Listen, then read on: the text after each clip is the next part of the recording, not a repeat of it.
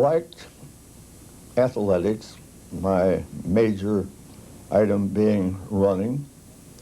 I actually was offered a scholarship at Pennsylvania State College, which I turned down because I wanted engineering of the first class.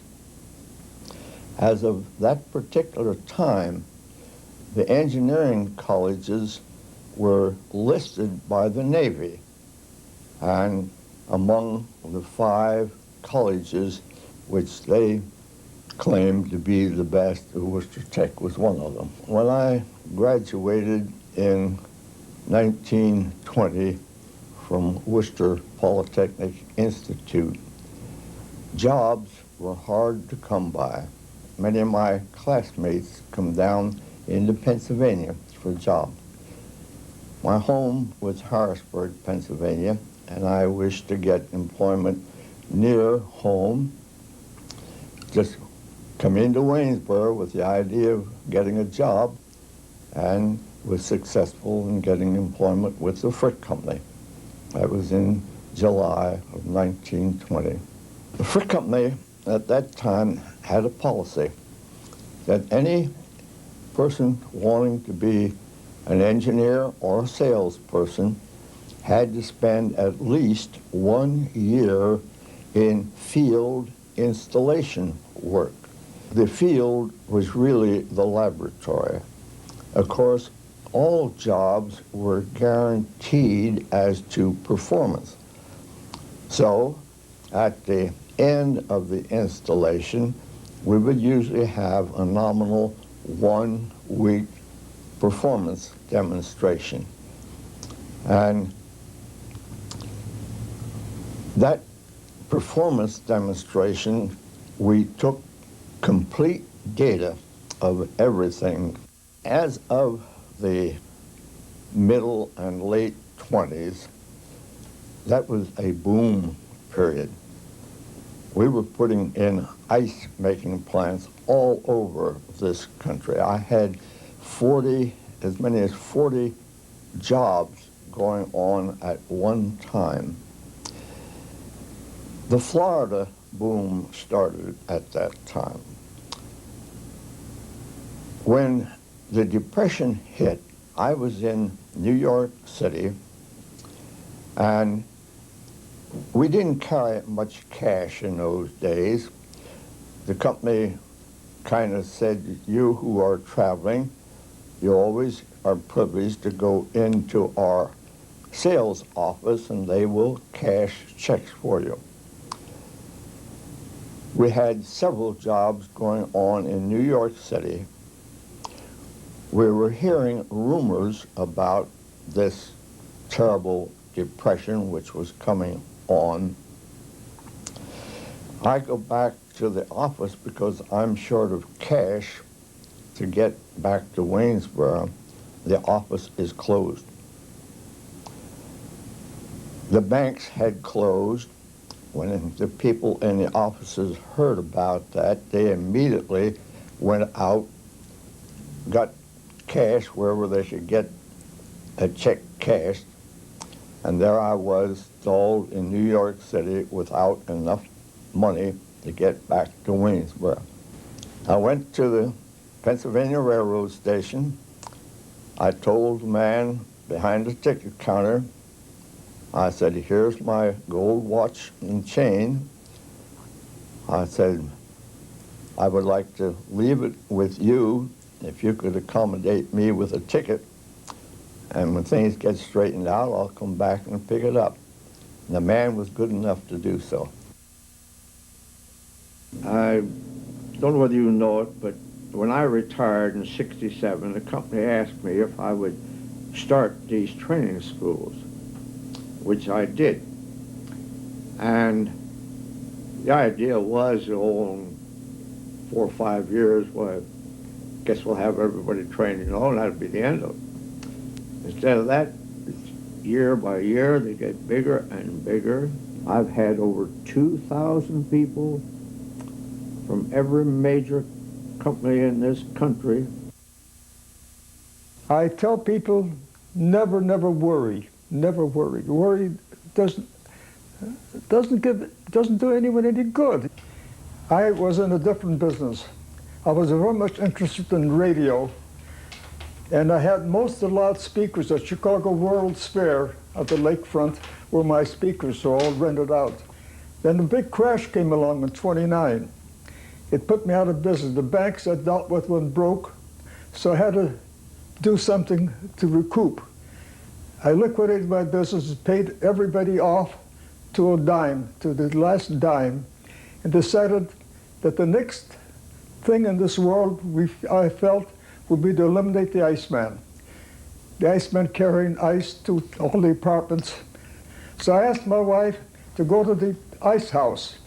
And when a big truck with ice left the ice house, to follow the truck, when they unloaded the ice at a tavern or a meat market, to give me their address. I went back to these places and I sold them refrigeration by telling them, look, I had a coin box.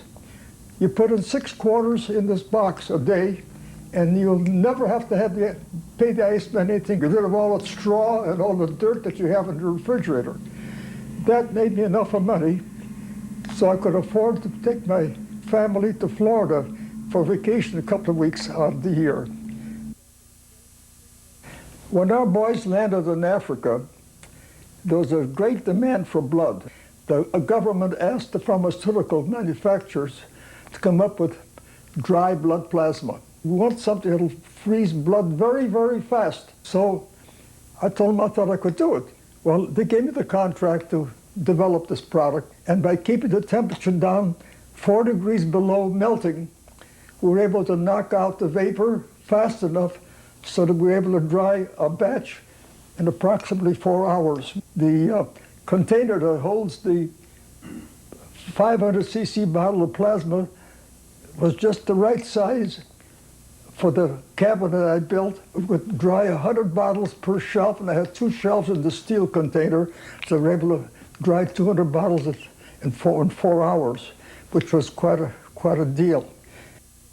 We were doing a large shopping center at Harlem and Irving in Chicago. I think there were about 50 stores, and our men were due to finish the job in the fall of the year. Well, what am I going to do with those men? I tried to keep my men year-round work, but in air conditioning, you do nothing in the wintertime unless you're in heating as well. So I went to the Drake Hotel to the owner. I told him, look, if you do your air conditioning in the wintertime, you'll save a lot of money. So I made him a deal. I said, you pay my men, you put my men on your payroll, and I charge them a percentage, and I'll furnish the equipment and the engineering. I did the Drake Hotel in 2 winters. Kept my men busy in the wintertime. That's how they got installation there at a reasonable price.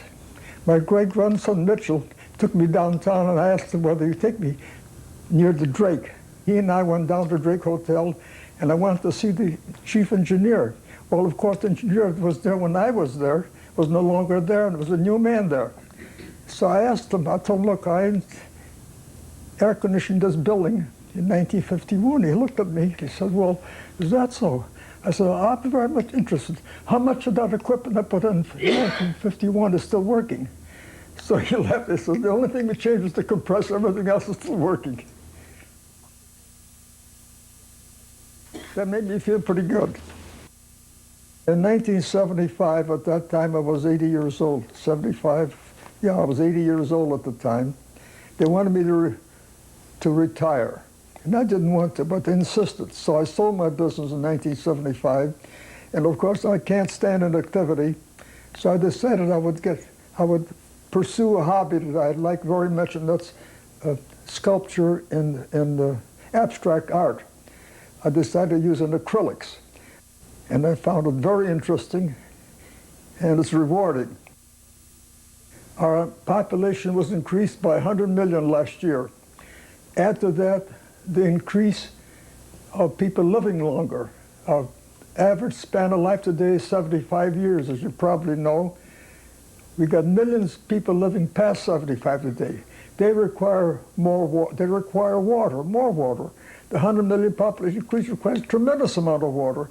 Add to that the amount of water required for the commercial use. We've got to be more careful in how we use our water supply today. And with energy being more expensive by day, we've got to be more careful and think very seriously about saving energy in every form. Wait a minute, this is an ASHRAE hat with a Centennial pin. Thank you. That's wonderful. Thank you. Just fits. Very good. It looks Thank good you. on you. Becoming. I'll use it when I ride from here to my shop. My father came to Hawaii in 1885. My mother was born in Hilo, Hawaii. Her parents being Alexander Young, a Scot, and Ruth Pierce, an English woman, who were married just before embarking to Vancouver Island back in the early 1800s. He, being an engineer, sent to erect the first sawmill in British Columbia. Following that, he and his wife set sail for Australia, and in those days the sailing was rather rugged, so by the time they reached Hawaii, I rather imagine that my grandmother said she'd had enough, and let's get off here, it looks pretty nice. My grandfather's interest in what I was doing made me admire him and think that being an engineer might be what I wanted. Cornell had an excellent engineering curriculum, a very good reputation, as also did MIT. And my choice of Cornell was because Cornell featured athletics more strongly.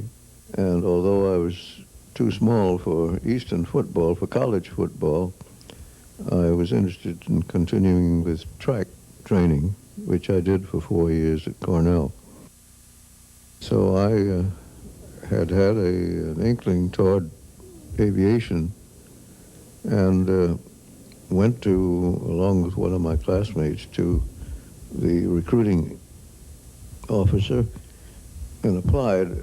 He said, well, we've signed up all the aviation people we want for the present. Why don't you go to officers training camp at Fort Niagara? We're accepting people for that. After 2 weeks of this, a notice appeared on our bulletin board that 2 volunteers from each company would be accepted for aviation training. And I volunteered, along with a chap named Baldwin. 2 things happened that were responsible for the movie that came out later called The Dawn Patrol. When I got home, immediately started to write my story. And a Hollywood writer heard of my escape and the title of The Dawn Patrol and called on me and asked if I would tell the story, which I did. Mr. Ryan was a prominent dry goods man up in San Francisco, and local people who had a similar store here hired him to be their manager. But the day he arrived, it was so warm and hot. He says, I won't stay unless you air condition the store. I did it. I had no previous experience. I'd heard of pioneering developments in refrigeration, household refrigeration and so forth, and became interested. And it turned out that his father was connected with a company in Chicago called ISCO, who was starting to make a unit to be put on top of a person's icebox with a tank in the place of the ice.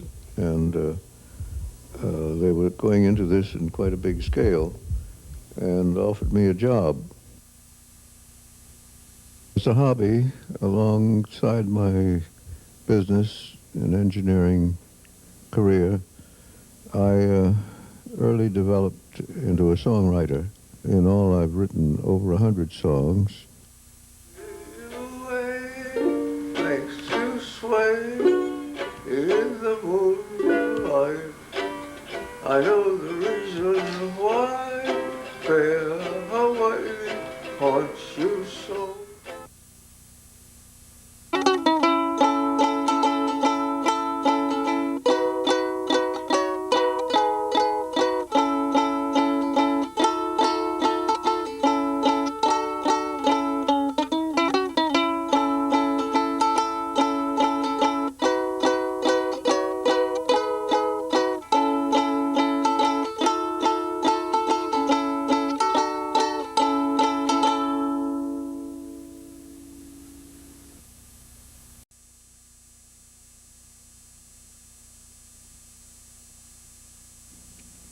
Good afternoon.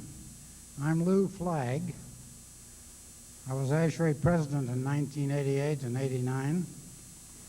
I'm currently chair of the Centennial Committee. Welcome. It's nice to see such a fine group turn out. I bet you thought this was Super Bowl Sunday, eh? Well, surprise. This is ASHRAE Centennial Sunday. A special day indeed. Have up here on the stage a gentleman that you all know, but I'll get him to stand up and be recognized, and you'll see more of him as this celebration proceeds. Billy Manning, our president. Billy?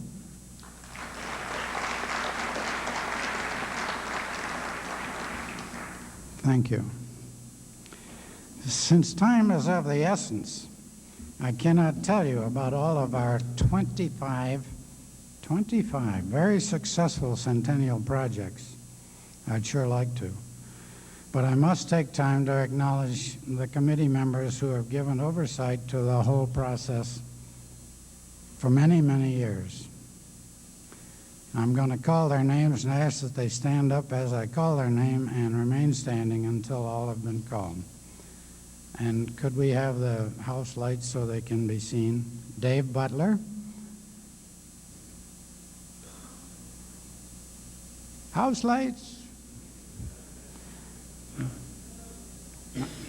Well, I'll try. Dave Butler. There, thank you. Dave, where are you? Dick Charles. Bill Collins. Bob Crosby. Richard Ruley, and Tom White. Thank you very much, gentlemen. You've done a splendid job.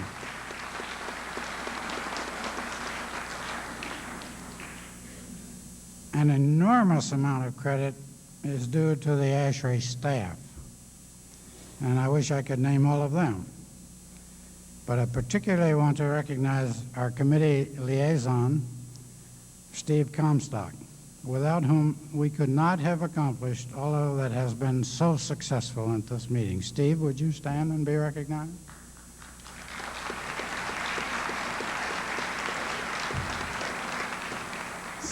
Thank you all. He deserves that good hand. I'm indeed honored to have been selected to introduce the allied organizations from around the world who have asked to participate in this ASHRAE Centennial. Representatives of some 40 organizations are scheduled to be on the program. In the interests of brevity, I will introduce them by name and acronym only. For your information, the order of presentation, or the order of introduction, is by random selection, with admittedly some insertions to achieve a balance between U.S. and non-U.S. organizations. After each association makes its presentation, ASHRAE President Billy Manning will present them with a stamped copy of the book Heat and Cold, The History of Our Industry, after which each representative will be asked to sign Artist's Proof Number 1 of the ASHRAE Centennial watercolor. And that's over there on the far side of the stage. After this assembly, mementos of the occasion presented to ASHRAE will be displayed in the ASHRAE Museum. That's located in the meeting registration area. I believe there's possibility of some maneuvering on that one. We'll encourage you to go see them wherever they are. That covers all of the formalities. It is now my pleasure to introduce the first organization. ASHRAE, Mr. Warren J. Healy. Mr. Healy.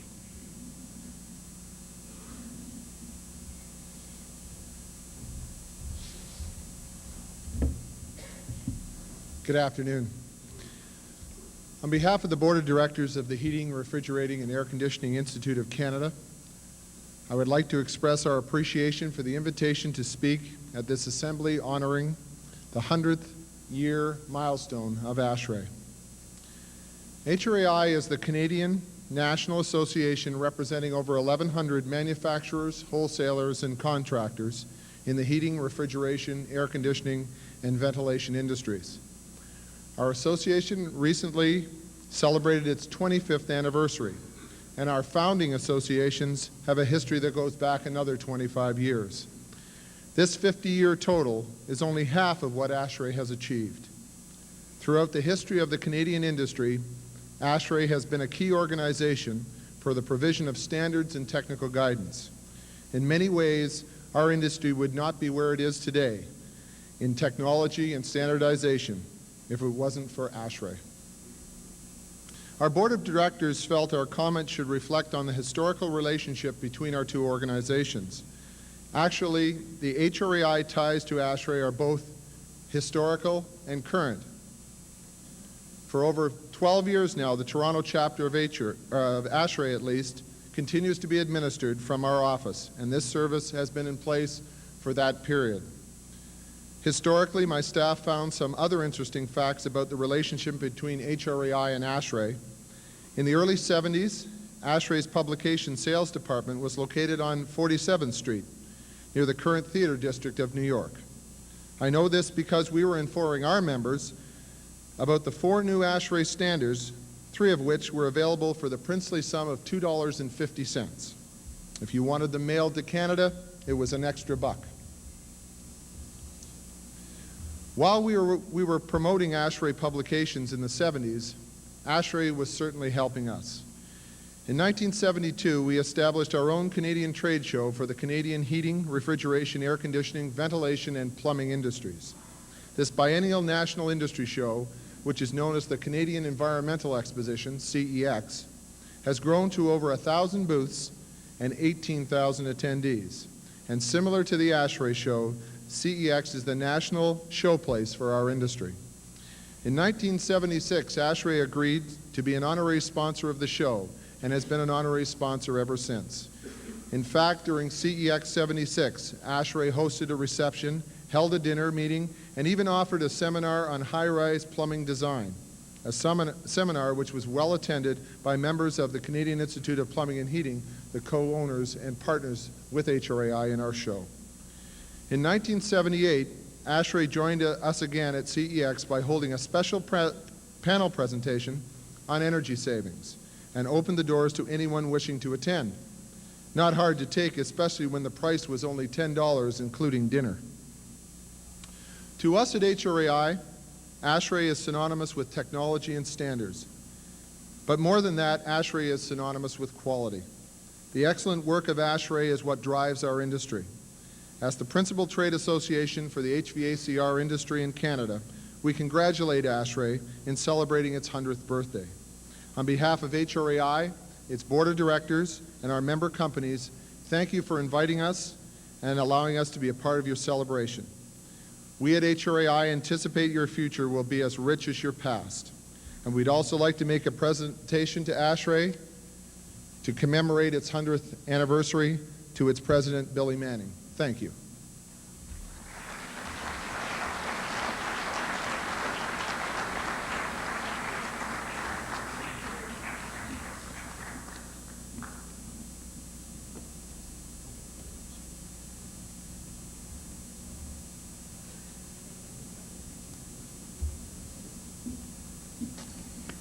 NSPE, David Wilcox.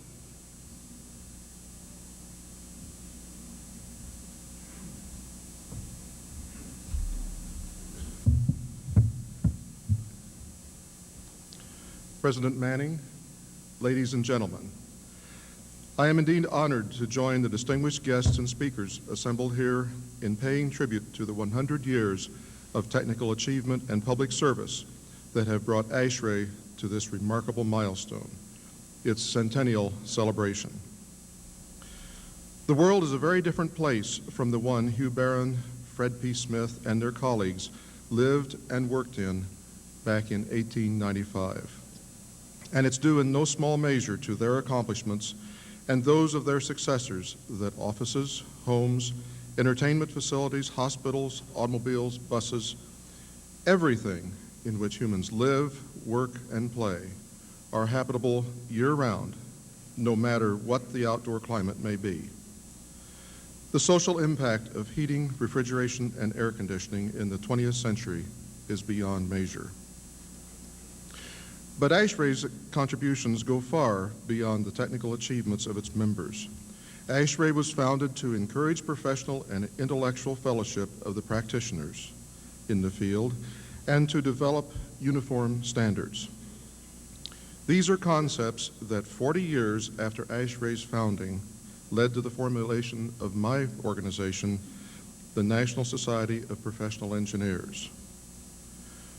Through these shared ideals, ASHRAE and NSPE have forged an alliance that is paying dividends to our profession and to the citizens of our country. ASHRAE was one of the first engineering societies in the early 1970s to accept NSPE's invitation to participate in our Liaison Society program. It is through this program that the engineering societies explore means to achieve our mutual interests. When ASHRAE decided to establish presence in our nation's capital, you turned to NSPE and rented office space in our headquarters building. And for a time, NSPE publication staff provided a monthly column on Washington activities for the ASHRAE Journal. More recently, ASHRAE was again one of the first societies to accept NSPE's invitation to share responsibility and rewards of sponsoring National Engineers Week. And ASHRAE continues to be a major player in this program that places hundreds of thousands of engineers in the nation's classroom every year to encourage youngsters to value the role that science and technology play in their lives today and the even greater impact in their future.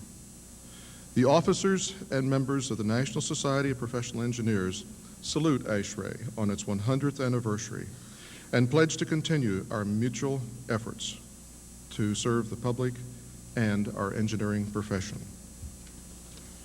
President Manning, on behalf of on behalf of NSPE, I wish to present to you this plaque commemorating ASHRAE's 100 years of outstanding achievements.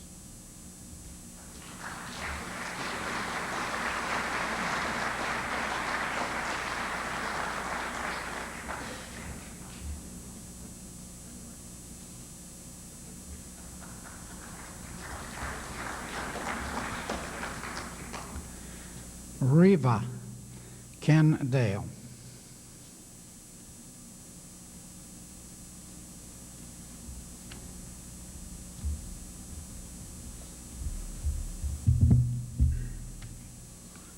President Manning, ladies and gentlemen, this is an unscripted bit of my speech. I think Billy's going to feel a little bit like Queen Victoria did after she'd had a couple of hours on the throne in Delhi, receiving gifts from her subjects. Anyway, as president of REVA, the president of the European Federation of Air Conditioning, Heating and Air Conditioning Associations, I'm delighted to have the privilege and pleasure of bringing the good wishes of European engineers to your learned and respected society on its 100th anniversary. The late 1800s towards the ends of what we knew as the Age of Reform, was a time during which many societies and institutions were formed, and societies concerned with heating and ventilating were among them. In 1880, VDI, the German Engineers Society, was formed. 1894 saw ASHRAE formed, and in 1897, the IHVE, the Institution of Heating and Ventilating Engineers, was initiated in the United Kingdom. French, Polish, Swedish, and Norwegian societies followed in the early 1900s, and today most countries have such organizations enabling HVAC engineers to meet and discuss matters of mutual interest. President, it's interesting that ASHRAE, founded in 1894, should be celebrating its centenary in Chicago, because it was in the autumn of 1893 that Chicago was the center for the World's Columbian Exposition. The hotel we're meeting in was rebuilt after the Great Fire in 1873. Over the 100 years that we've joined you to celebrate, the heating and ventilating and air conditioning industry has grown in size and importance. Those who founded our societies were people of vision, eager to exchange information with their peers. They were unselfish with their knowledge and experience, and they generously recorded achievements and failures for the benefit of posterity. This is an occasion on which I think that all of us who inherit the work that these pioneers began must renew our commitment to do all we can to conserve the use of natural resources and to reduce pollution. We must be mindful that many of us enjoy lifestyles which are vastly more comfortable than that of millions of our fellow beings in third countries. Over the next 100 years, those who follow us will have to use their resources and intellects to improve the well-being of mankind worldwide, and I'm sure that your great society will be among those having those objectives in mind.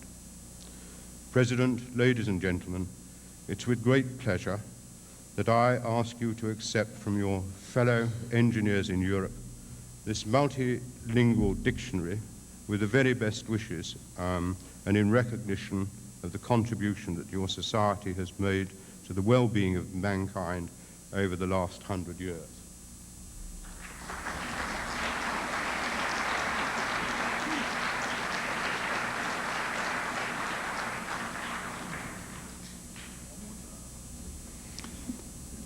ARI, Jim Schultz.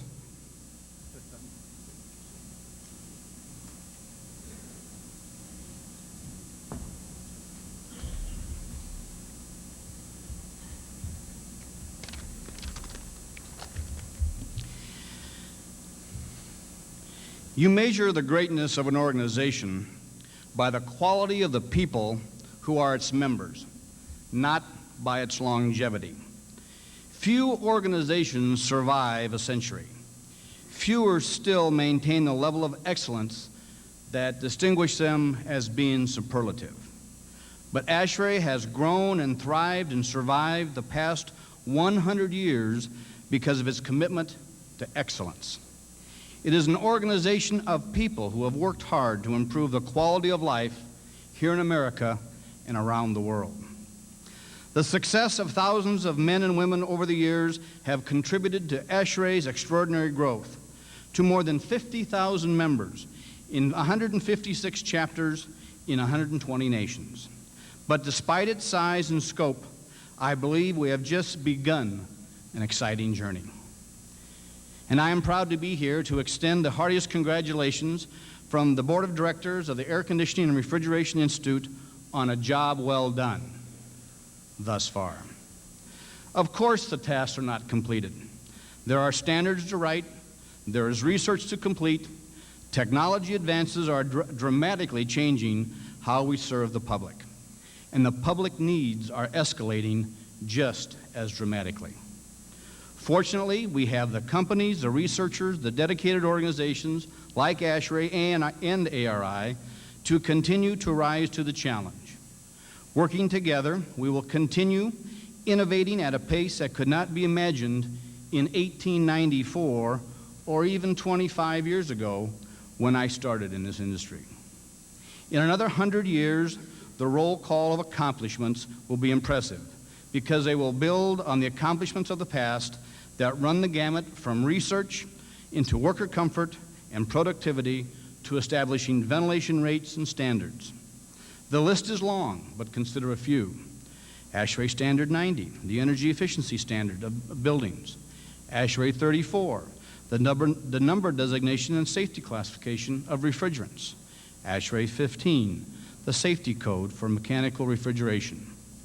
Each and every day, America benefits from ASHRAE's contribution, which improve the quality of life for all of us.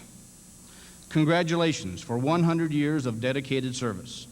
On behalf of ARI, I am pleased to present this scroll, which commemorates the Society's accomplishments in advancing through research, standards writings, and continuing education, the arts and sciences of heating, ventilation, air conditioning, and refrigeration for the benefit of the public. Thank you.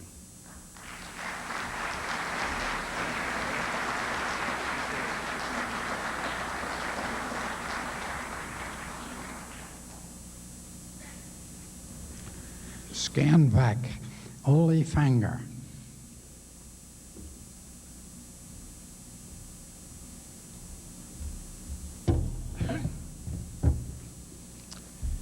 Chairman Lou Fleck, President Billy Manning, it's a great pleasure and honor for me to convey our warm congratulations to ASHRAE from Scanvac, and that's the Federation of HVAC societies in Denmark, Finland, Iceland, Norway, and Sweden. We are a little proud that we are 20,000 engineers in this area and that we have the highest density of HVAC engineers in the world, about 1 for every 1,000 inhabitants. We are also a little bit proud that it was our ancestors, the Vikings, who were the first from the old world to land here in America. About 500 years before Mr. Columbus showed up. Leif Erikson and his Vikings, they were fascinated about America. Very good documentation for that. They compared it to paradise, and they found a very poetic word for it. They called it Wineland. And when we in Scanvac today are landing at ASHRAE meetings, we are also finding perfection. We are finding also a wineland.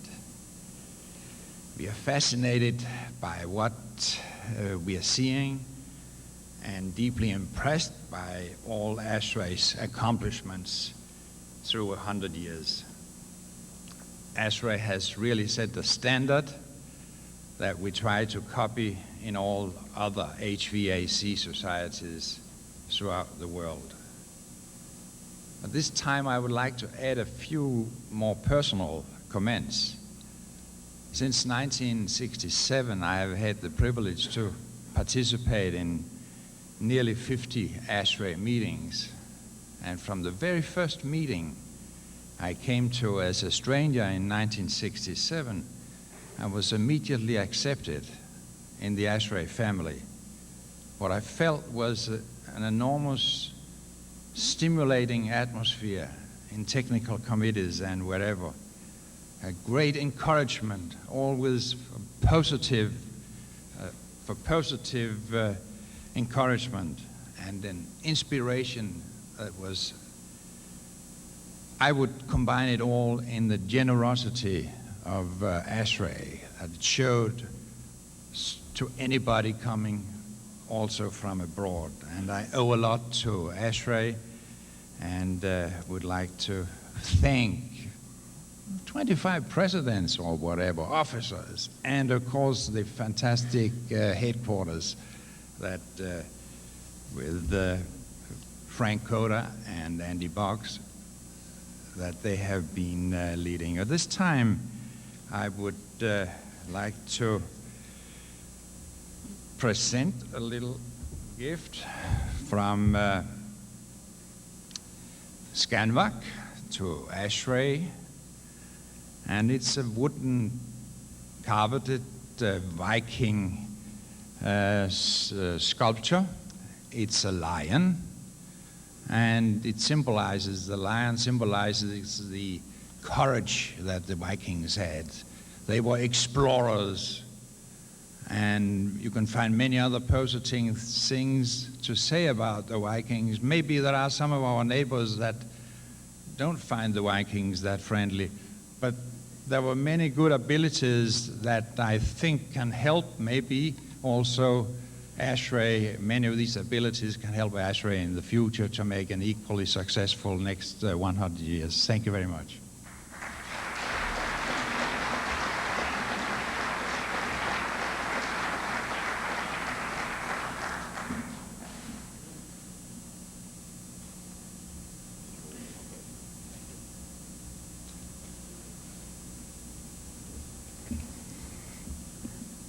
Take care. Luis B. Velez.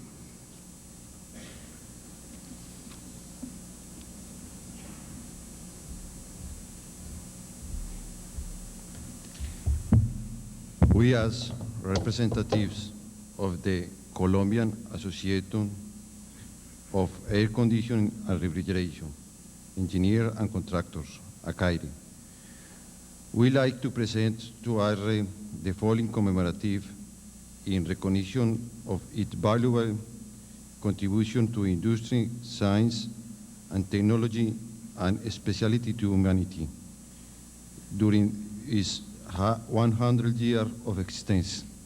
Thank you.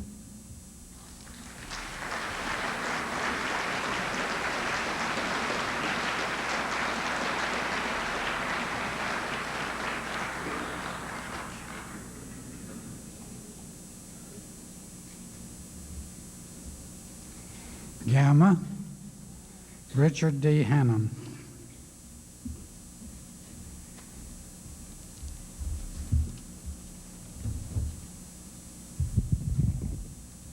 I spent time in the museum this afternoon, and I was very touched by a quote that probably predicted, for those who looked at it 100 years ago in January 1895 by the first president of ASHRAE, the predecessor to ASHRAE, when he said that the work we do, which is the ASHRAE work now, is ennobling and should demand our best efforts, aside from business considerations.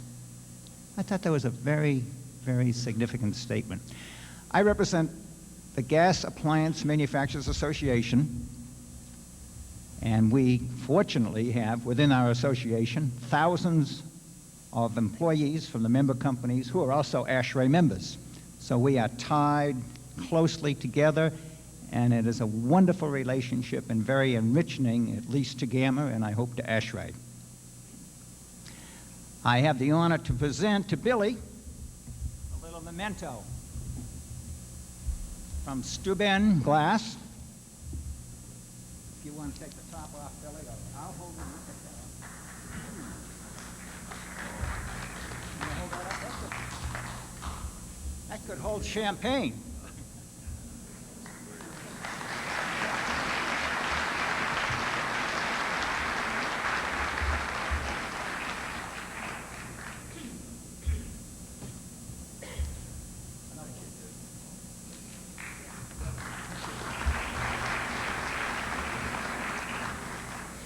Chase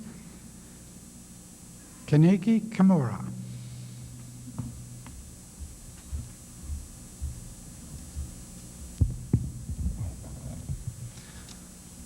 President Manning, ladies and gentlemen, it is my great pleasure and honor to have an opportunity of delivering a congratulatory address on the ASHRAE Centennial, representing all the members of SHASE, the Society of Heating, Air Conditioning, and Sanitary Engineers of Japan. Congratulations. SHASE was founded in 1917 by 150 members, 23 years after the foundation of ASHRAE. Now we have a membership of 20,000 members. It was 1899 when the heating and ventilation system at the residence of Japanese prince was designed by American engineers, and almost all mechanical components were imported from the United States. Since that time, Japanese engineers have learned a great deal of American experience and strived for improving the welfare of human beings through various technical developments for the last 100 years. Looking back at a brief history of a relationship between ASHRAE and SHASE, both fundamental theories and high technologies have always been transferred from ASHRAE to SHASE. This one-way trend has continued until quite recently, and the recent flourishment of Japanese industries owes to American heritage to a great extent. Now it is a time for Japanese engineers to return to something useful to the American society in the years to come. SHASE has been one of the international associate societies of ASHRAE, and a variety of benefits have been offered to the members of SHASE. While some of the SHASE members contributed to ASHRAE activities by presenting papers and by joining committees of ASHRAE. In 1963, ASHRAE and the SHASE established a mutual agreement of exchanging technical information and personal participation to the meetings. SHASE have had the honor of official visits of ASHRAE's presidents on various occasions, which strengthened the ties between us. SHASE commenced to send her official delegation to ASHRAE winter meeting since 1992. This time, the members of fourth delegation are delighted to be here in Chicago. Owing to the friendly relationship with ASHRAE, SHASE has evolved to enhance similar relationship between associate organizations in other countries. Now the world is becoming smaller and smaller, and we have common benefits as well as common problems. Our societies have no doubt contributed to a rapid advancement in the quality of life for the last 100 years. On the other hand, various types of environmental problems have arisen because of too much consumption of energy, for which we ought to be responsible.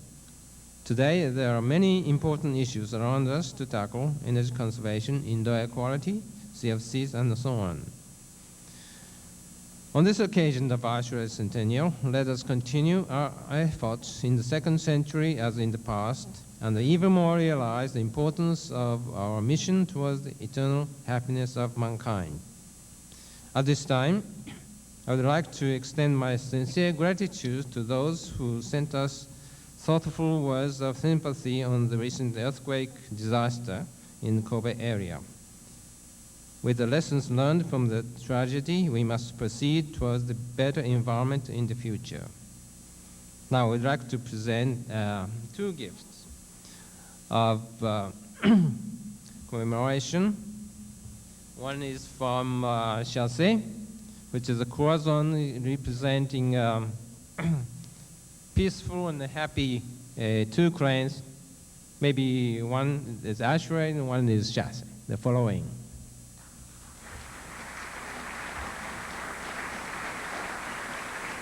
And another one.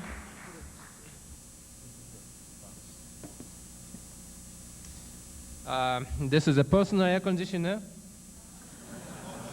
from the 7th century in Kyoto with 100 waves.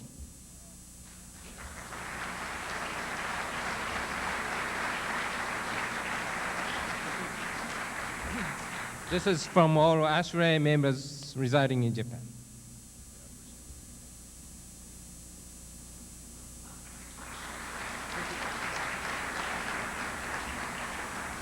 NCS, BCS, Charles Cotton.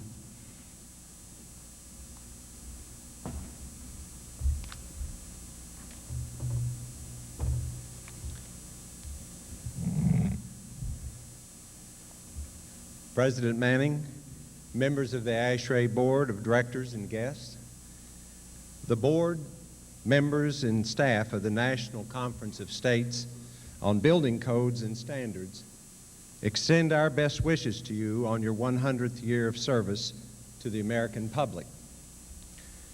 Your society's many accomplishments in its 100-year history and the unique private-public nature of your membership demonstrate a spirit of cooperation and public accountability that is enviable. ASHRAE's consensus-based standard writing committees have made it possible for state and local governments to adopt up-to-date, cost-effective codes that preserve vital energy resources and protect the environment. NCS-BCS is privileged to have been the Society's partner in some important endeavors, including the Model Energy Conservation Codes for new and existing buildings and standards, for enhancing indoor air quality by reducing the use of ozone-depleting CFCs. So perhaps it's appropriate for us today not only to celebrate what you have accomplished, but also to ask you that you work with us to ensure that all that we have jointly achieved is safeguarded, and that we use this memorable occasion to rededicate ourselves to meeting the difficult challenges of tomorrow. As past president of NCS-BCS and a member of our board of directors, I pledge to you our commitment to work with you in the future as closely as we have in the past. I'm pleased that I could be here with you today, but I must return to Kentucky tonight. But the director of our technical services team, Bob Brown, will be here through the remainder of the week. Please share with him any ideas you have concerning future areas in which the Society and NCS-BCS can cooperate. And now I would like to present the Society with this special plaque from NCS-BCS in recognition of the Society's 100th anniversary, and add our most heartfelt congratulations to all of you.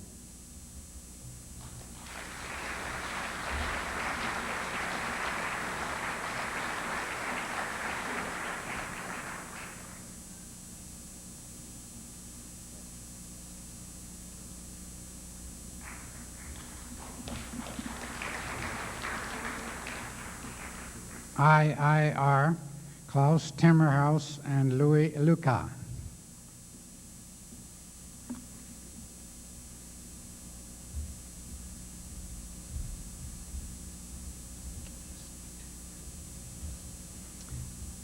President Manning, ASHRAE guests, and friends of ASHRAE.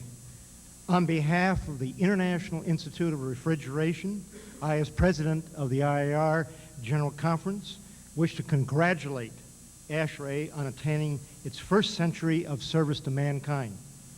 Since both the IIR and ASHRAE share some of the same refrigeration and air conditioning service functions, we certainly can recognize the leadership that ASHRAE has provided in this specialized field in the United States and in many parts of the world.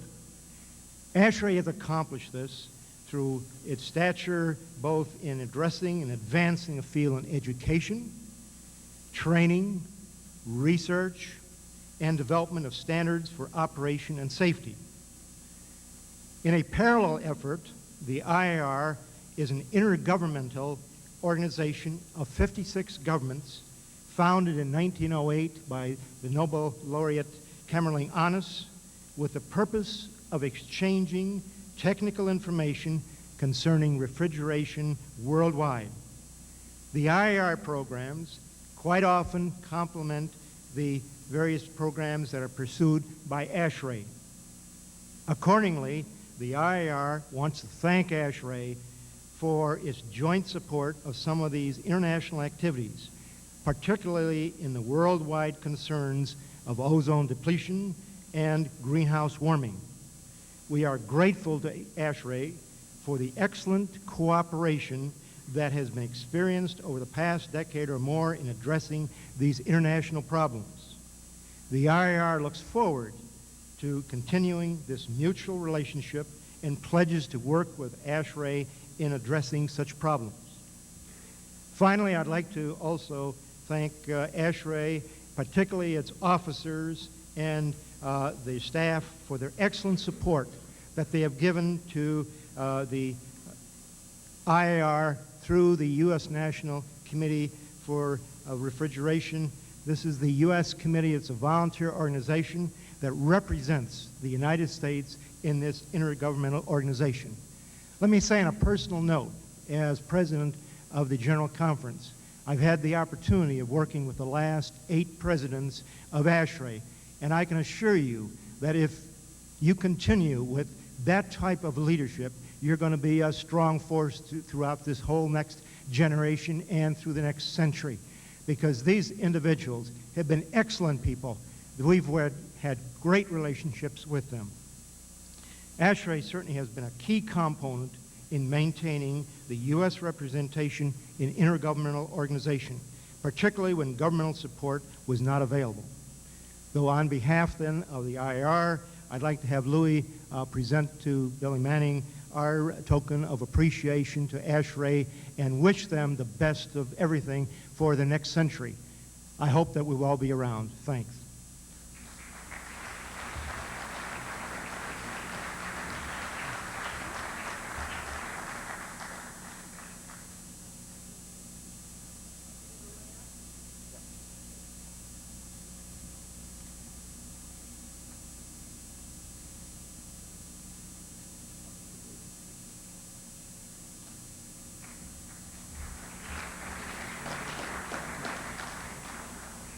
RSES, Bernie Brooks.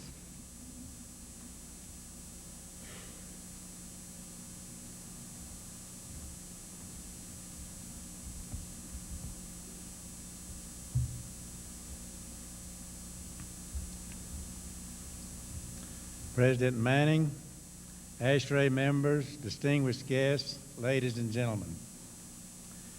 It is a pleasure to be here among friends and industry colleagues this afternoon and to share in the celebration of your centennial year. RSES salutes your long-standing leadership. You have made an immeasurable impact on the HVACR industry and on the health and safety of people throughout the world. Your scientific and technological contributions to environmental control have helped to set the standards for the entire industry. RSES, 40,000 strong from every hemisphere on the globe, is proud of its close and enduring working relationship with ASHRAE. As I consider ASHRAE's dominant position among the leaders of the HVACR industry, I can visualize a 21st century of accomplishment exceeding our dreams of today. New technology, changing demographics, environmental imperatives, and government regulations will present us with challenges, opportunities, and trials in the future. But united in our mutual concern for the welfare of the industry, we will produce an even brighter tomorrow. I recently read of the opening of the ASHRAE time capsule in October 1994. The capsule contents were a real attention getter. 40 years from now, how might the contents of a similar time capsule impress our industry? 40 years ago in 1954, DuPont had just developed a then ultra-modern refrigerant called Freon 22. The air conditioning and comfort industry were in their infancy, and air conditioning was a new item.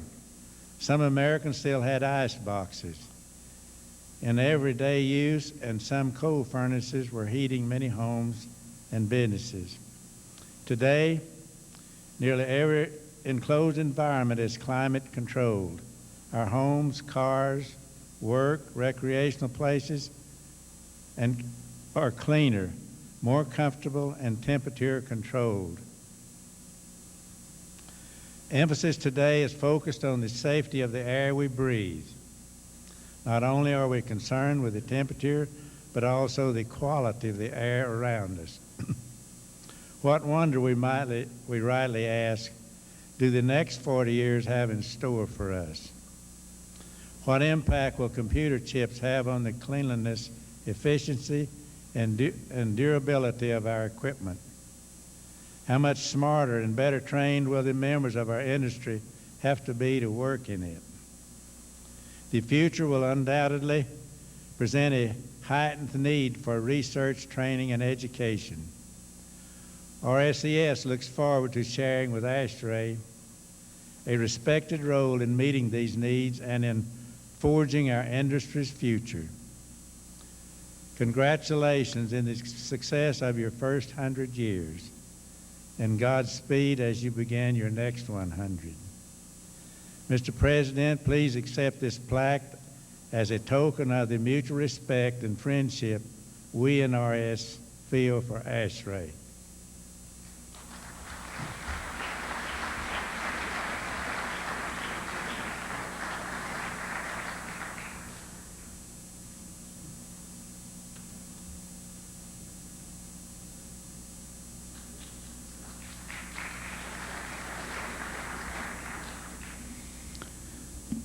Subsea David Arnold.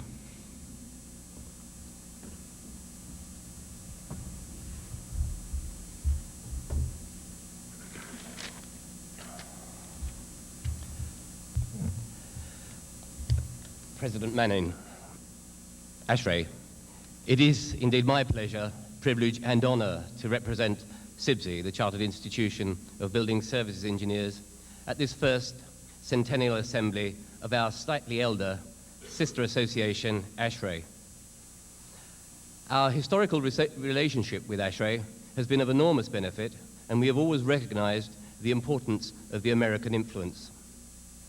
In 1899, my predecessor of the British Institution of Heating and Ventilating Engineers, Walter Jones, was reported to say, "Our American brothers are flooding the English markets with their manufactured goods. In many branches, they have left us behind. People are filled with apprehension and alarm." However, his subsequent remarks were more positive. It is for us to ascertain why they can beat us in our own markets. They're smarter, more enterprising, more speculative. Well, it was 100 years ago. If they are keen competitors, we must not forget that they're also good customers, and that the closer the relationship between Great Britain and the States, the better it will be for all of us and for the whole of the civilized world. Relations between our associations prospered, and in 1929, Mr. Thornton Lewis, then president of the American Society of Heating and Ventilating Engineers, ASFE, visited England. British members of ASFE held a dinner in his honor and invited the president and council of the IHVE. During the dinner, Mr. Thornton Lewis presented an illuminated address sending greetings to the IHVE on the occasion of the 35th semi-annual meeting of ASFE, the first to be held outside the limits of the US and within the confines of the then British Empire. It was Ontario. The event was recorded in our journal as follows. We feel sure that we all will agree that this action on the part of the American society in sending the greetings in such an excellent form is a delightful act of courtesy and one which members of the institution thoroughly appreciate. This was the first of many exchanges, and in the tradition thus established, may I present to you, Mr. President, not only an illuminated address, but a solid silver Armada plate. Congratulations to ASHRAE on reaching your centenary, and our good wishes for the next.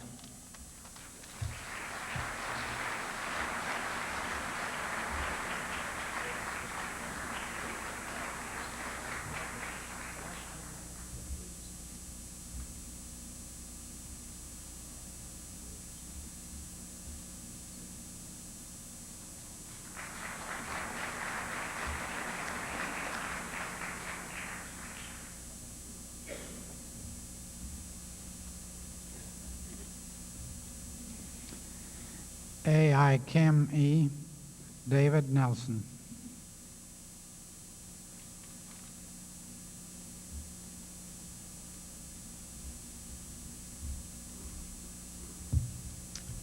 President Manning, ladies and gentlemen, I thank you very much for inviting us to, on behalf of American Institute of Chemical Engineers, to take part in your centennial observation.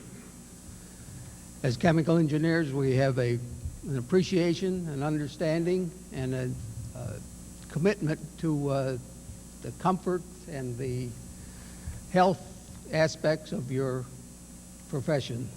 We see from the long years of your society the benefits which you've brought to us all in terms of better living, in food supply, and in other aspects of our lives which we enjoy today. Once again, I thank you on behalf of the Institute, and I would like to read you the presentation which we're making at this time to the ASHRAE. The American Institute of Chemical Engineers extends congratulations and communications to the American Society of Heating, Refrigeration, and Air Conditioning Engineers on the occasion of its 100th anniversary and recognizes the continuing contributions to the advancement of the profession and society. Thank you.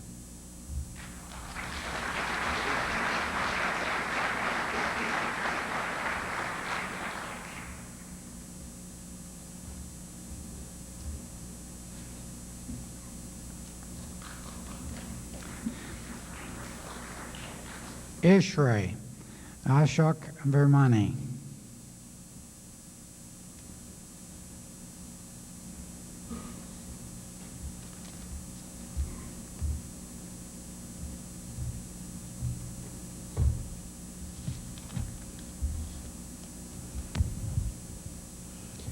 President Manning, Mr. Plaque, fellow members, and distinguished guests.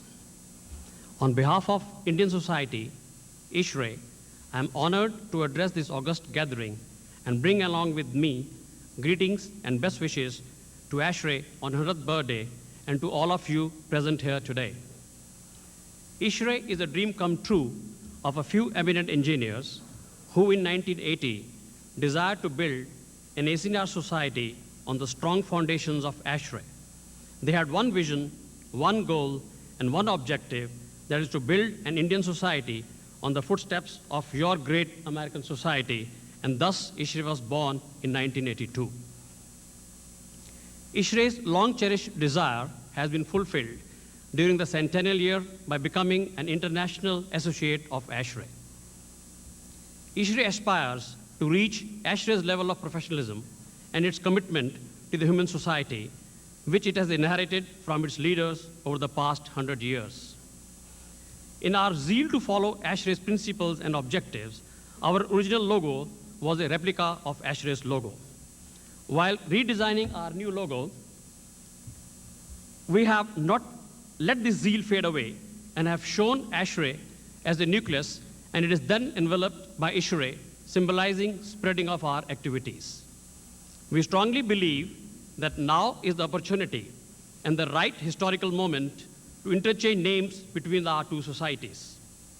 ASHRAE name rightly belongs to you, gentlemen, being the largest and the fittest international society, globalizing its activities, and should be known as International Society of Heating, Refrigerating, and Air Conditioning Engineers, that is ASHRAE. Our Asian region has the potential for an enormous increase in ASHRAE's membership, and this region, I have no doubt, in the time to come, will be one of the strongest regions of your society. The various societies of this region, having similar objectives, should have a strong common bond through formation of a society to be known as Asian Society of Heating, Refrigerating, and Air Conditioning Engineers, that is ASHRAE. Thus, ASHRAE name will have another meaning and shall also become to our Asian region. To commemorate the centennial year, President Manning has consented to be the guest of honor at ASHRAE 95, India's first international exposition from 22nd of March to 26th of March 95 at New Delhi, India.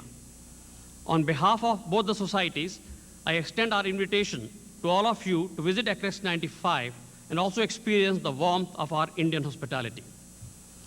We at ASHRAE have taken President Manning's message seriously and have resolved to build a strong Indian society on the shoulders of your giant American society.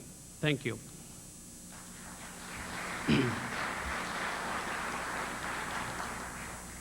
Ladies and gentlemen, I'll take a few more moments, and I would request all my colleagues from ASHRAE India to please stand. Ladies and gentlemen, they have traveled a long distance to be with you today. Please give them a big hand.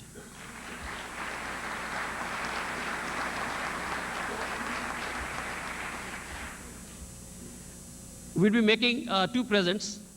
Now I would request Dr. Prem C. Jain, founder member of and President Emeritus of ASHRAE, to present a special memento on the 100th anniversary to President Billy Manning. Dr. Prem Jain, please.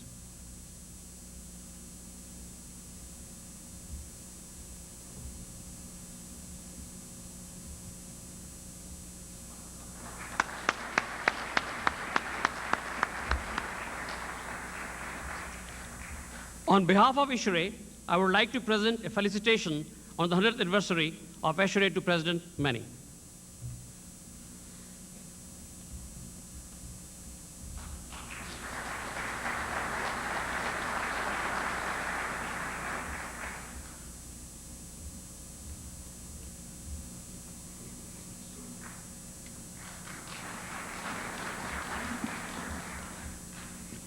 Octavir Juan Morel.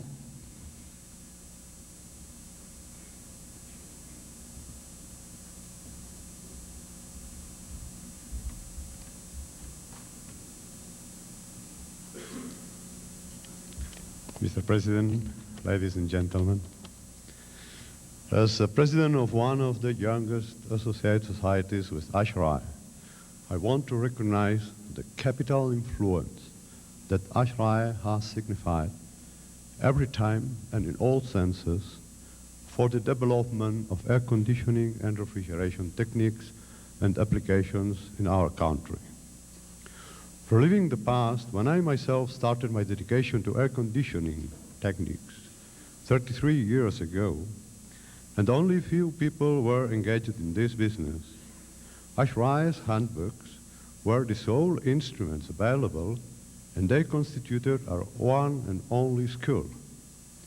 Later on, as HVAC and refrigeration techniques were taking a wide development, new needs appeared for training of new technicians, schooling at the universities, and creating a textbooks library. It moved the veterans to organize a collective and to ground an association. As some of us were ASHRAE's members, and we were born and grew up under the education received, the pattern of ASHRAE was assumed and adapted to our dimension. Pursuing similar objectives as ASHRAE's, we started collective activities some 20 years ago and formally constituted our association 11 years ago. We learned from ASHRAE to take responsibilities in the fields of education, promotion, publishing, social relations, and communication, at home and abroad, keeping cooperation with sister associations, mainly in Europe and America. We assumed as well as an objective to contribute from our modesty to our mother, ASHRAE.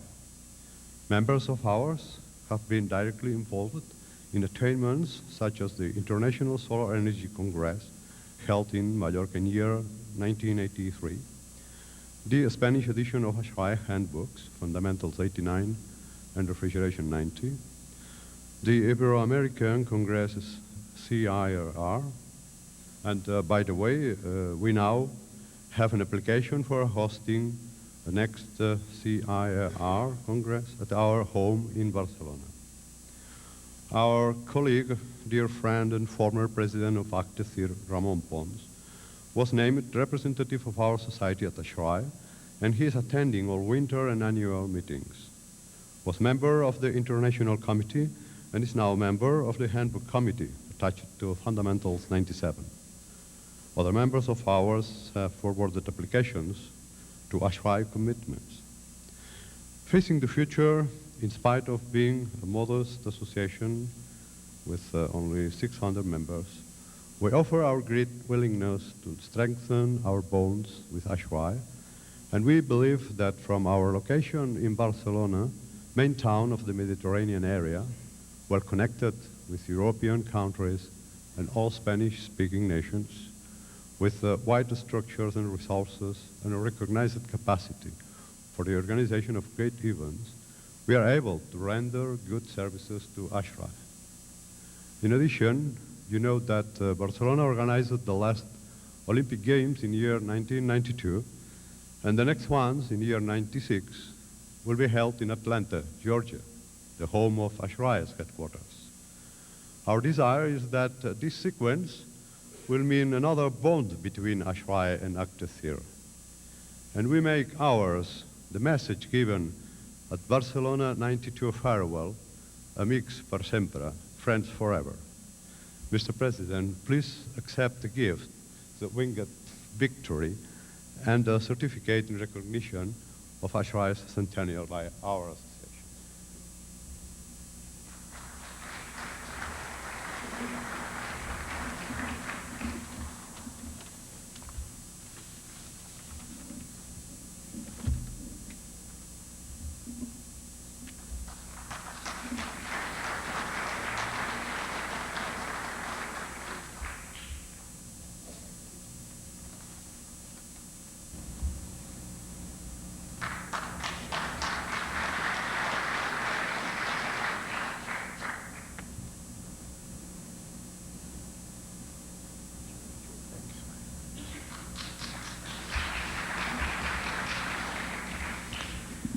SMACNA, Gerald Parks.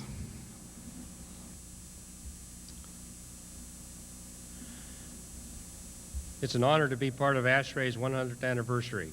Your celebration marks 100 years of progress, 100 years of industry leadership, 100 years of setting high technical standards. Participation with ASHRAE has played an important role in SMACNA's history. As a charter member of ASHRAE's Golden Circle Awards, SMACNA has earmarked over $100,000 for ASHRAE research over the past few years. It is interesting to see how the members of ASHRAE and SMACNA interact in the marketplace as well as in the workplace. Several years ago, a survey of SMACNA members indicated that 61% of our contractors employed a member of ASHRAE. A recent survey of SMACNA members indicated that more and more SMACNA members are hiring engineers as part of their staffs who are or become ASHRAE members. Our research data shows that SMACNA members employ more than 4,000 ASHRAE members, and that number is on the rise. The changing marketplace has meant that more and more SMACNA contractors are bidding as prime contractors on jobs. Our members are doing more and more design build work as well as plan and spec, thus the need to employ skilled engineers. As contractors and engineers interact more and more on the job site and the workplace, we hope for increased interaction between our two associations to ensure that mutual goals and objectives are being achieved. The industry is changing, and the more dialogue that are established among our members, the better chance of both ASHRAE and SMACNA of maintaining our industry leadership in the setting of high technical standards over the next 100 years. Congratulations on your 100 years, and thank you.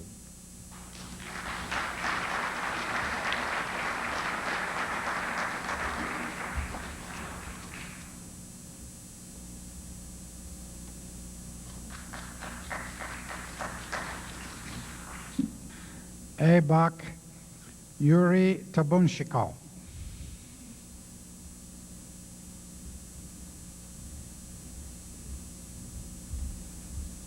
Dear Mr. Chairman, dear Mr. President, dear ASHRAE, on behalf of the Russian Association of Engineers for Heating, Ventilation, Air Conditioning, Heat Supply, and Building Thermal Physics, AVOC, I am happy to take part in commemorate ASHRAE's centennial celebration. ASHRAE Centennial celebration, this is the greatest world forum of specialists. This is also the fantastic demonstration of human achievements in the HVAC field. And this is a fine opportunity to look into tomorrow, and at the same time, it's a real good possibility for communication with the distinguished engineers, scientists, and excellent people. We do admit the ASHRAE today is the result of a tremendous work of several generations of many thousands of volunteers during 100 years, and we admire them greatly.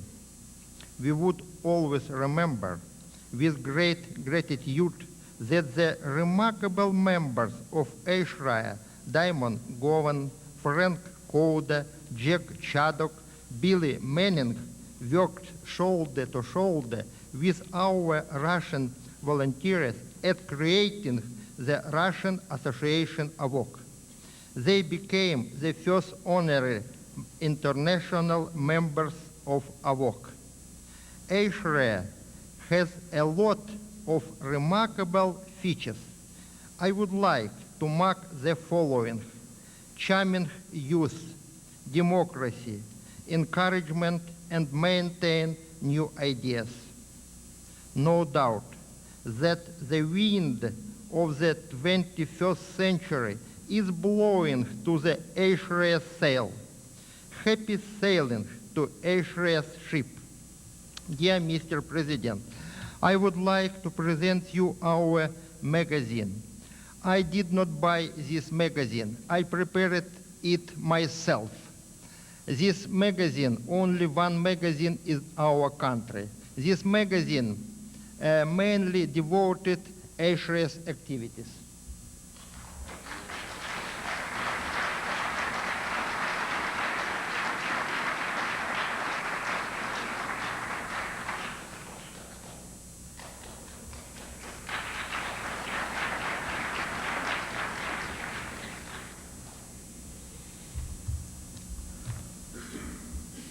IES, Jack Lindsay.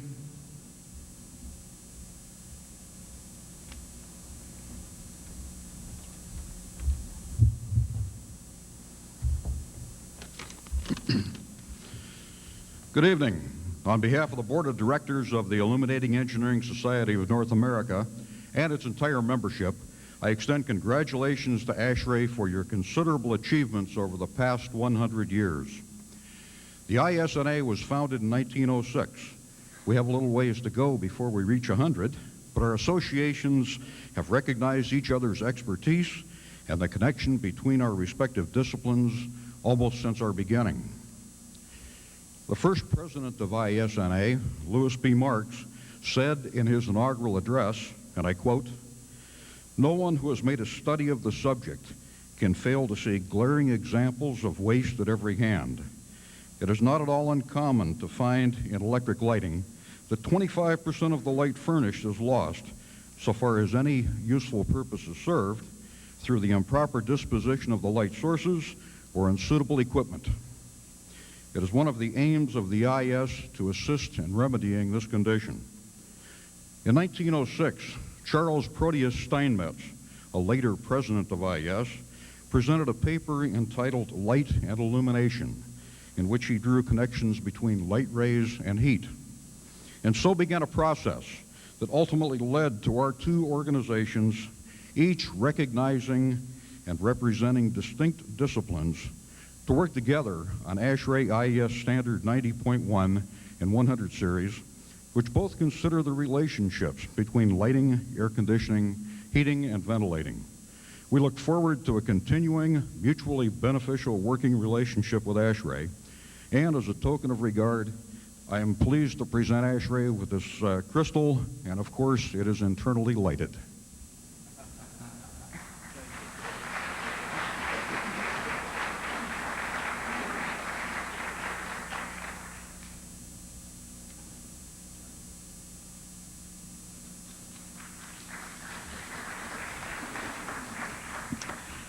Neb Thomas Lascalzo.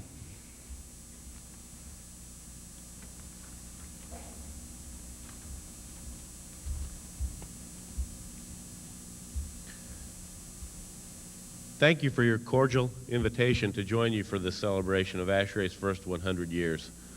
On behalf of the NEB Board of Directors and our 700 certified firms worldwide, I congratulate ASHRAE on their outstanding service and contribution to our industry and wish you continued success for the next 100 years and beyond.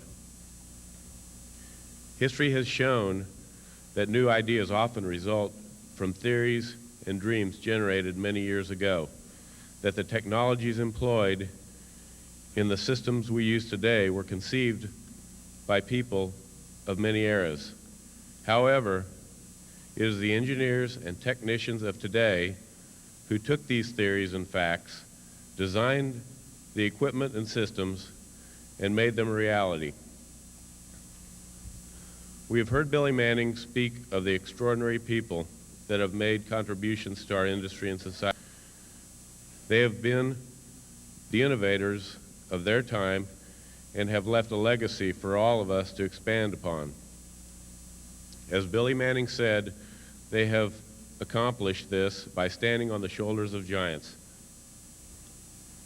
1995 marks NEB's 25th year. Our industry and our organization stand on the shoulders of great people. And NEB and ASHRAE have had the great fortune to share the talents of some of the giants of our industry. They have included Kurt A.J. Monier, 1980 NEB president, who is being inducted as an ASHRAE Fellow. He joins 9 other NEB contractors who have been designated for this prestigious award. There also is George Hightower, 1974 NEB president, who received your coveted ALCO Award for Outstanding Public Service. And Damon Gowan, a past president of NEB, who was your national president during 1990-91, and the list goes on. Richard Hayter noted at the NEB annual meeting this past November that the next generation of giants will come from you and me and from anyone who has a unique contribution to make. He said, and I quote, "Take a look at the individual beside you and recognize that she or he has something unique to offer our industry that no one else has. Together, we build for the future. Together, we forge an alliance that will take us further than we could ever hope to do alone." I believe that the synergism of ASHRAE and NEB has unlimited potential. As we move into the next 100 years and beyond, we will stand side by side, engineers and contractors, and do great things. We will leave a legacy for others to build upon. Thank you, and again, our congratulations on your achievements during your first 100 years, and best wishes for your continuing success. Thank you.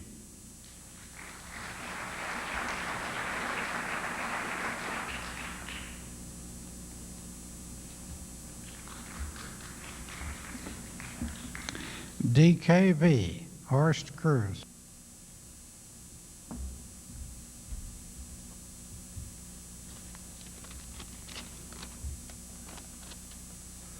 President Manning, ladies and gentlemen, on behalf of the DKV, the German Refrigeration and Air Conditioning Society, I would like to congratulate ASHRAE very much to its 100th anniversary.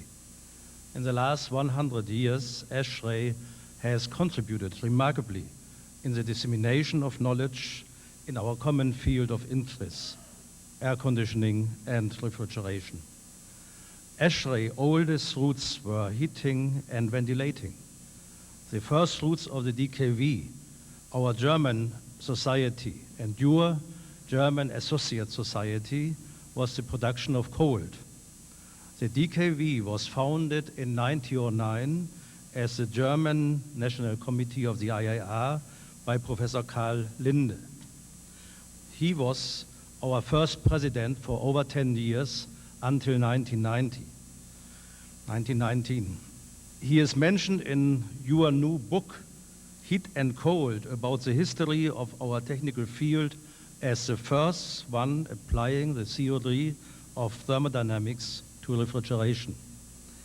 His last invention of importance was made exactly in the same year ASHRAE's first roots were planted, namely in 1895, where he got the German patent number 88824 on the process for the liquefaction of air. Therefore, the DKV likes to present to ASHRAE a replica of this document as a gift of commemoration to the year 1895 when ASHRAE was founded. President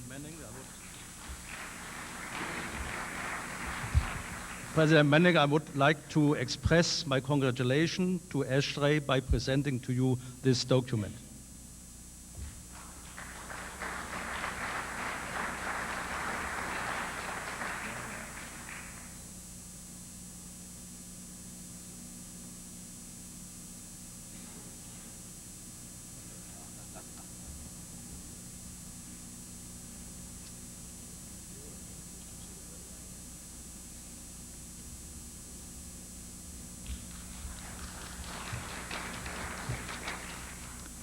AHGWTEL,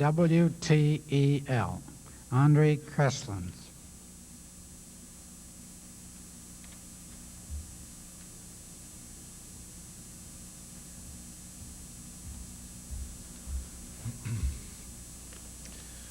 Mr. Chairman, Mr. President, I am bringing good wishes from Riga, capital of Latvian Republic. We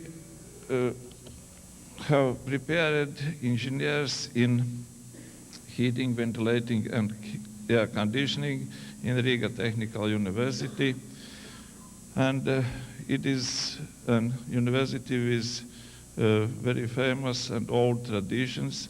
The name was Riga Polytechnical Institute, and it was founded at 1862 at the same time as when Massachusetts Technological Institute.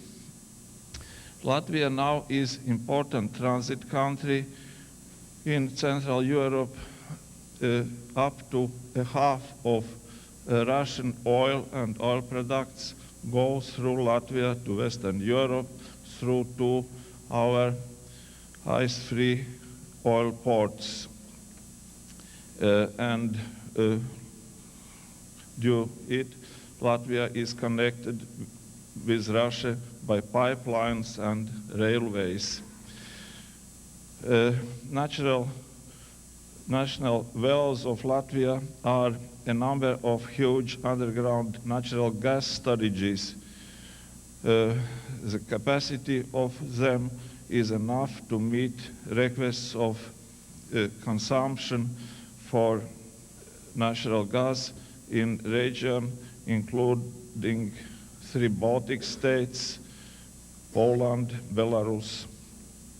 And so there are wide opportunities for investments in field of gas supply, heat supply, and heating, ventilating in new buildings.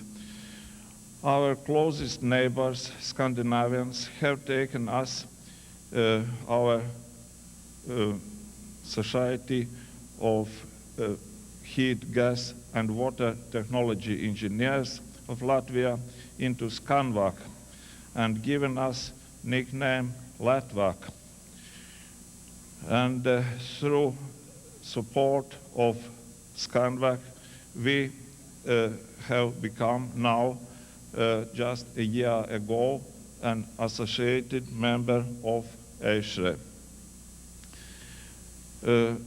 I must say that information coming now from ASHRAE, the standards and journal and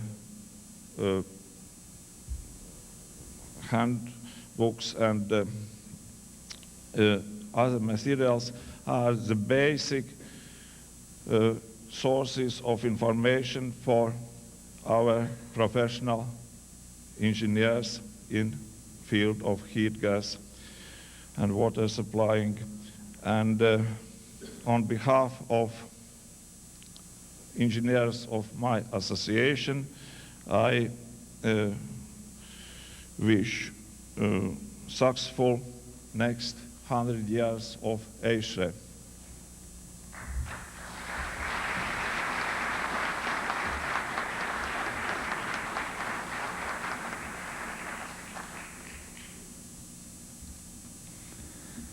Icar Marcelo de Sturmish.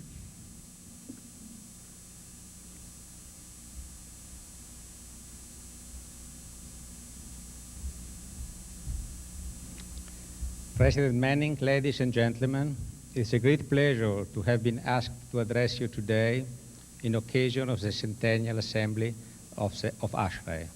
I am here in representation of ICAR, the Italian Society of HVAC Engineers, to extend greetings to ASHRAE from the ICAR's board and from all ICAR's members. I am not sure I am also entitled to defend Mr. Columbus' priority in discovering America, but I can say that I'm happy that he had something to do with it. ICAR was established in 1960 by a group of Italian ASHRAE members, and the ICAR's bylaws were based on the ASHRAE's one. The first president was Gian Felice Bertolini, and since the beginning, there has been a very strong reciprocal feeling between the two societies. In 1995, the year in which ICAR celebrates the 35th anniversary of its establishment, we can declare without any doubt that the ICAR's membership holds the ASHRAE organization in high esteem and is proud of belonging to a society with which ASHRAE shares common goals and objectives. In Italy, we are presently working with two main goals: information to the final users and education of the HVAC engineers. In Europe and in the world, we are all working in order to promote the cooperation between the national societies of HVAC engineers, because we believe that the international exchange of ideas and experiences is critical to professional growth, and that the international cooperation must be continuous and dynamic. If it is true that each of us as individuals must choose to cross the international bridge to share know-how, as the ASHRAE President Bill Manning said at the Riva Assembly, it is also true that the national societies are the not replaceable bridge builders. We feel involved as builders of the bridge between the Italian HVAC engineers and the ASHRAE world, a world of which we admire the rich scientific and technical production, flowing always so generously from powerful sources. We feel involved in translating the ASHRAE culture in a different language and in a different set of habits, hoping that our associated members will go along the bridge today and in the future. I am sure that the membership of ICAR is proud of walking by the ASHRAE side in promoting and implementing the knowledge on heating, refrigerating, and air conditioning. And as ICAR and ASHRAE member, I wish them both a long common walking. Happy birthday to centenarian ASHRAE.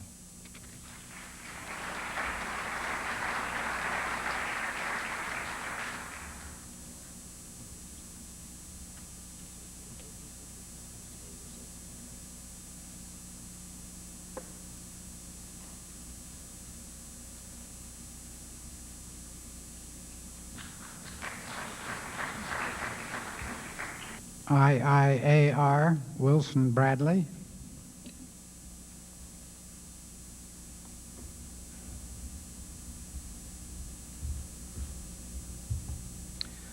Thank you, President Manning, for the opportunity to make a few brief remarks at this ASHRAE Centennial Assembly. On behalf of the officers, directors, and members of the International Institute of Ammonia Refrigeration, IIAR, I would like to extend our congratulations to ASHRAE for achieving this significant milestone. The important contributions of ASHRAE in research, standards, and technology transfer have been vital to the progress of the refrigeration industry. While the history of refrigeration technology predates ASHRAE, you have played an important role in its development. Much of the first successful mechanical refrigeration systems developed in the mid-1800s had one thing in common: ammonia was the refrigerant. The first ammonia ice machine in the U.S. was installed right here in Chicago.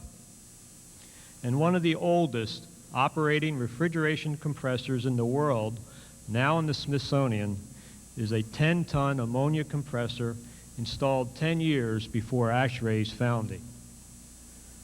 Throughout its history, ASHRAE has played a strong role in refrigeration, never forgetting the meaning of the R in ASHRAE. It is important to acknowledge the significant contributions in research by ASHRAE. Recent projects totaling more than $200,000 represent a major level of support for the research needs of the industrial refrigeration community and the use of ammonia. IIAR is proud to be a member of the select group of contributors to ASHRAE's research in the Golden Circle that supports your research program. Another important ASHRAE activity is in the area of standards and codes. Our own ANSI standard, IIR-2, relies on the safety requirements in ASHRAE Standard 15. We appreciate ASHRAE's position of leadership in the development of standards and codes recognized throughout the world. The final subject we would like to comment on is the issue of technology transfer, disseminating knowledge to those who need it.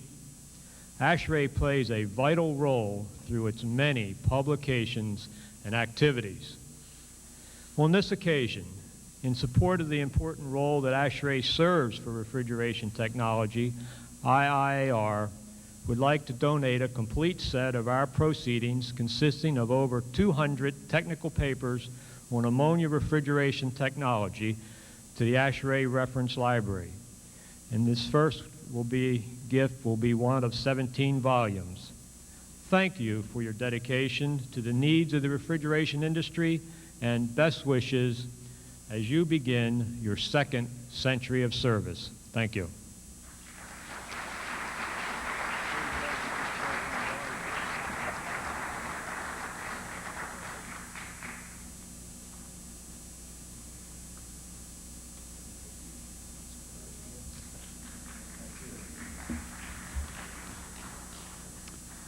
Adasir Nicholas Gomez Gill.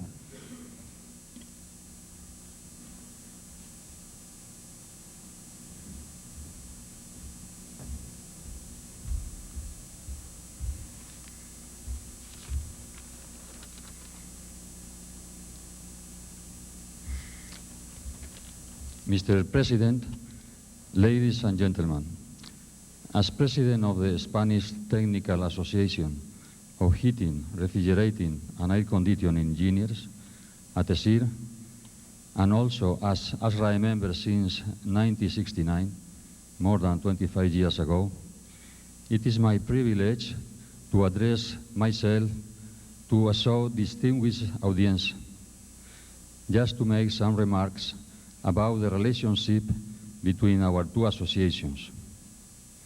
Our relationships were first established in 1975, so the year 1995 makes 20 years since our agreement. In my country, ASHRAE is well known in both scientific and technical fields in the heating, ventilating, and air conditioning sectors. At present, there are more than 100 Spaniards being ASHRAE members. And the ASHRAE handbooks and technical publications are used by many engineers and experts in the systems design, installations, and selection process. Some other times, ASHRAE standards have been used as a guide for government authorities and lawmakers to elaborate compulsory standards and regulations. Our association is proud of having contributed along this 20 years relationship in that notorious development and promotion in ASHRAE knowledge and in increasing the number of Spanish members. It is for me a motive of satisfaction and pride to participate as an ASHRAE member in these commemorative acts of the centenary of the foundation of our association, ASHRAE. Spain, my country, has recently celebrated the 5th centennial of the discovery of this continent by our ancestors. With just 3 small boats, they founded the first citizens, American citizens, and established a new culture here. It was one of my ancestors, Juan Ponce de Leon, who discovered the present state of Florida, after having founded the city of San Juan de Puerto Rico, in Puerto Rico state, of course. It is perhaps due to this and other reasons that we, Spanish people, we don't feel ourselves as foreigners in this country. Finally, I want to say congratulations to ASHRAE for the first centennial, and excuse me, President Manny, because the recognition document of our association I forgot to put in my suitcase in Madrid. We will send you very soon. Sorry.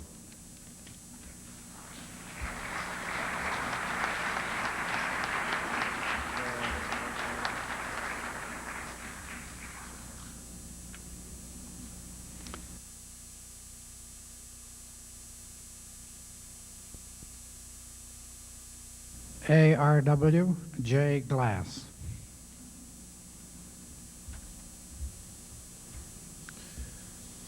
As 1995 president of the Air Conditioning and Refrigeration Wholesalers Association, it is my honor and pleasure to be here with all of you this evening. We are here, of course, on this wonderful occasion to celebrate ASHRAE's Centennial, a milestone in which I believe we can all take considerable pride. For a full century now, ASHRAE has helped to improve not just our industry, but the quality of life and productivity of untold millions across our nation, our continent, and in fact, around the world. Today, because of ASHRAE and those dedicated professional engineers who make up your membership, we are fortunate to be able to preserve our food, produce and store life-saving medicines, manufacture delicate electronic components, and generally maintain a comfort and quality of life that could not even be dreamed of 100 years ago. Thus, we, the members of ARW, are pleased and proud to be a part of this celebration and to pay tribute to ASHRAE, the organization, as well as to all of the men and women who over this past century have been affiliated with your organization, contributing to making our nation and our world a better place in which to work and live. We owe you a special debt of gratitude. We therefore proudly present to you this certificate of our congratulations in recognition of your first 100 years. Mr. President, please accept this truly deserved certificate for ASHRAE's outstanding contribution to mankind.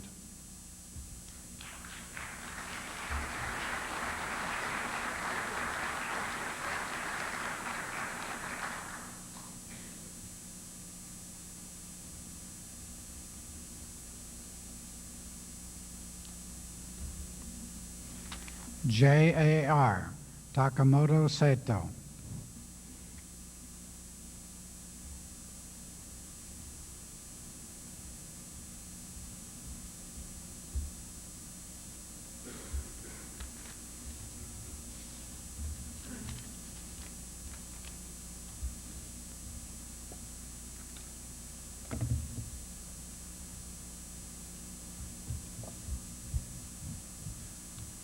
On behalf of the Japanese Association of Refrigeration, JAR, and President Hidehiko Takahashi, I would like to express our heartiest congratulations on this memorable occasion of the centennial celebration of ASHRAE.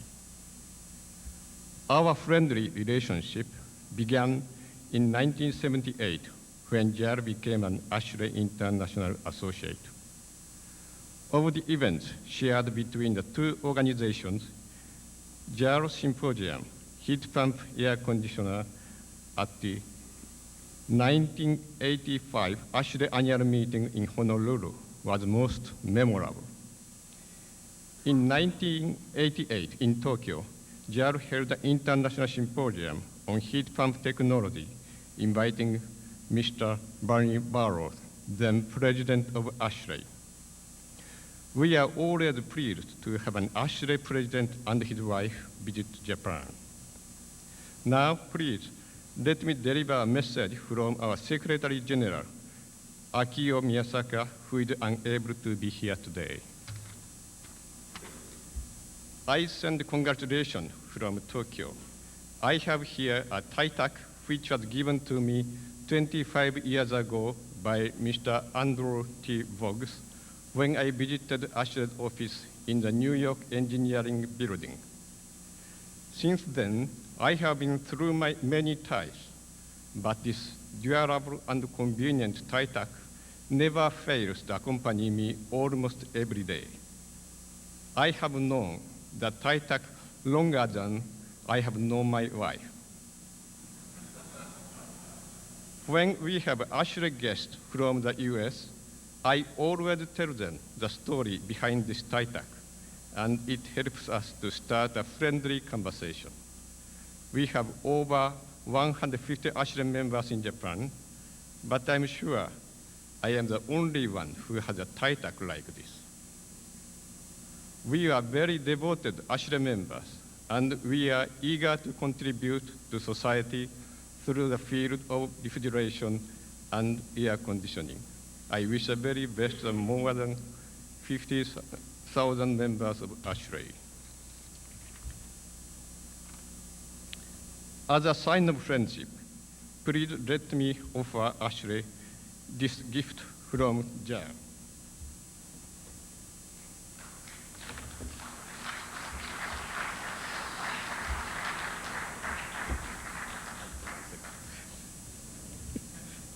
This doll is a traditional Japanese toy. Today in Japan, it is presented as a gift to celebrate a new beginning and to wish for continued success. At the celebration of ASHRAE's 100th anniversary, JAL would like to present these dolls to wish ASHRAE another 100 years of success. Thank you.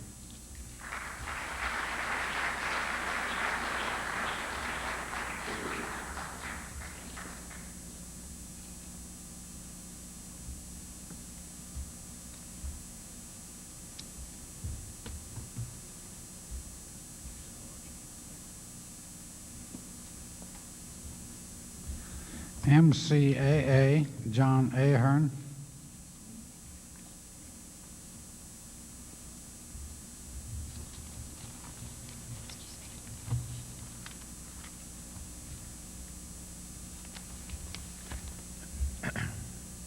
Thank you for inviting me to be with you this evening. I bring you the greetings from the more than 1,300 members of the Mechanical Contractors Association of America. I also bring you our congratulations on the wonderful 100-year milestone you are celebrating. This is a tremendous achievement and one in which I'm sure all of you will take great pride. Having just completed MCAA's Centennial celebration just a few short years ago, we know how this assembly brings an association to a turning point of sorts. While it is a time of great celebration, it is also a time for reflection of where you've come from and where you are going. But more than anything else, I believe you will find, as we did, that it is a time for tremendous renewal of commitment, energy, and enthusiasm for the work of the association. This is a unique moment in time which gives you the gift of both hindsight and foresight. The best way for any of us to make sure we see our 200th anniversary is to use these gifts well and honestly. If MCAA could give ASHRAE a 100th anniversary gift, it would be the opportunity to enjoy as much success and to be a part of as much progress and innovation in your second 100 years as you have in your first. ASHRAE's history certainly sets the stage for many more centuries of outstanding leadership and dynamic service to the industry. There are so many areas in which MCAA and ASHRAE share common interests and concerns, and we certainly hope that the years ahead will see our mutual involvement and cooperation continuing and expanding. Our work on issues like the 90B Energy Code and MCAA's co-sponsorship with ASHRAE of the IAQ conference held in St. Louis have shown us that together we make a formidable team and a real force for positive change and enhancement in our industry. Our marketing committee is returning yet again to participate in your outstanding trade show. The size and scope of the show and the quality of your attendees continues to be an impressive tribute to ASHRAE's role and influence in our industry. In closing, let me thank you for letting us join you this evening. We value highly our relationship with ASHRAE. We look forward to another year of continued growth and involvement as we work together to improve the construction industry. Have a great meeting and a great second 100 years. Thank you very much.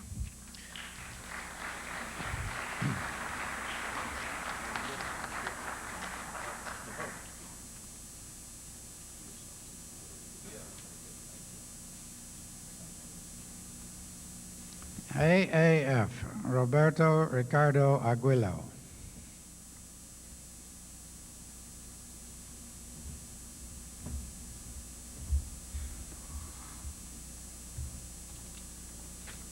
The AAF want to thank ASHRAE for the cordial invitation to take part in this milestone event in the ASHRAE history. AAF means Asociación Argentina del Frío, Association of Cold of Argentina. And Argentina is a country with a long history in the refrigeration industry, more than a century. And our society was founded 63 years ago to serve this industry, and we had grown with him. Our relationship with ASHRAE has begun in 1962. We are one of the first associate societies. And ASHRAE handbooks, standards, and other publications have rendered a great service to our society and our community. We have a great relationship with ASHRAE, but we are expected to improve it in the future. We congratulate ASHRAE and we wish another century of important achievements. President Manning, on behalf of Association of College Argentina, it is my pleasure to present you this certificate to recognize ASHRAE.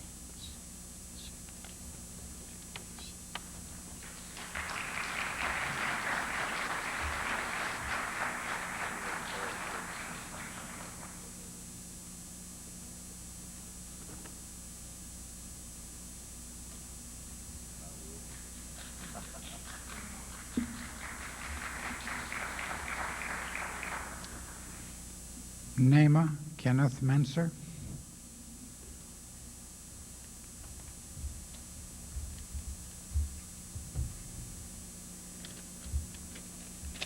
President Manning, members of ASHRAE, and guests.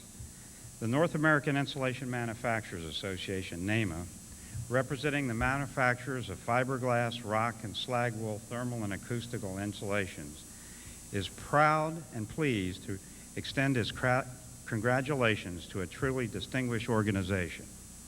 ASHRAE, recognized as the world leader in providing information on thermal transfer and heating, air conditioning and ventilation, has been the primary force in the development of design and performance standards that have shaped growth of the HVAC and refrigeration industry over the past 100 years. For over 90 years, members of our industry have worked through ASHRAE in the development of thermal and acoustical insulation levels for energy and environmental efficiencies, and have fostered a relationship that builds a dedicated effort to advance the quality of our indoor environment through energy-efficient buildings and HVAC systems. We join with ASHRAE in any and all efforts to enhance human comfort by designing products, technologies, processes, and standards that will stand the test of time. And to that end, we look forward to yet another 100 years of ASHRAE service to humanity and the technical community. On behalf of the members of our industry who have grown and prospered with ASHRAE, I'd like to commemorate your first 100 years with this plaque.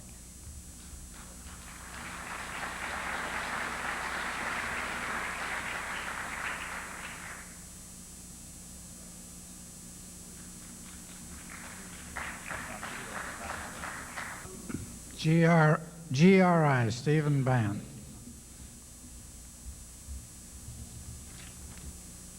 President Manning and the members of ASHRAE, I feel I must share with you that as the 30th speaker here singing the well-deserved praises of ASHRAE, it's hard for me to say something different, but I think I can. And that, I think, is a tribute to the accomplishments of this great organization and a tribute to the endurance and dedication of the audience. The Gas Research Institute, which is the arm of the U.S. gas industry, is very proud to recognize ASHRAE as a key partner in our efforts to develop and deploy advanced and innovative gas-based conditioning products and to address the changing critical issues that are facing the HVACR industry.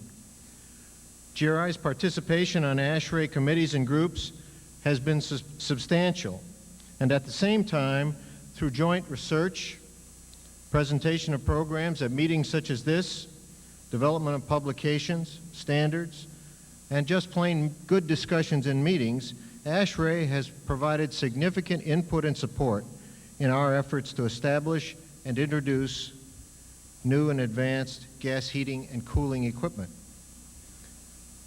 Let me describe some of the key accomplishments that GRI and ASHRAE have recently achieved in working together. We've established a permanent technical committee on unitary engine-driven gas heat pumps. We've also established 2 new committees to develop a gas heat pump performance method of test and a method of testing gas-powered desiccant dehumidifiers. We've recently published the first ever document dedicated to desiccant cooling and dehumidification. So as a result, important new products have entered the market as a result of this work, such as the first gas heat pump to enter the U.S. market, and several versions of the first commercial desiccant cooling systems that are currently being deployed in supermarkets and superstores all across this nation. So that while ASHRAE may be 100 years old, it is in the forefront of implementing new and advanced cooling technologies. There's really no question that ASHRAE technical committees provide the HVACR and gas industries with a key element for success, and that's a grassroots forum for discussion and identification and addressing rapidly changing technical issues and critical customer needs. President Manning, GRI recognizes ASHRAE as a key player in advancing the art, the science, and the engineering technology on which the HVACR industry depends. I can tell you the natural gas industry will continue to play an expanding and active role in these areas, working jointly with ASHRAE. Once again, congratulations to all the staff and members of ASHRAE on your 100th birthday. Thank you.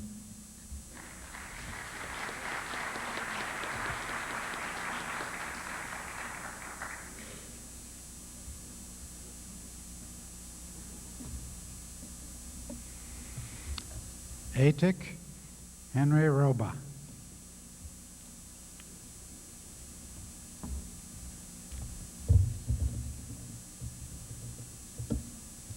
Mr. President, ladies and gentlemen, ATIC is the Belgian sister of ASHRAE. Quite a young sister, 60 years old, young in regard of Lady ASHRAE. In the 30s and in the 40s, some ATIC members obtained the ASHV's membership, but official contacts between the two associations began in '58. In that '58 year, in the framework of the Brussels World Fair, Expo 58, ATIC organized the first European HVAC conference.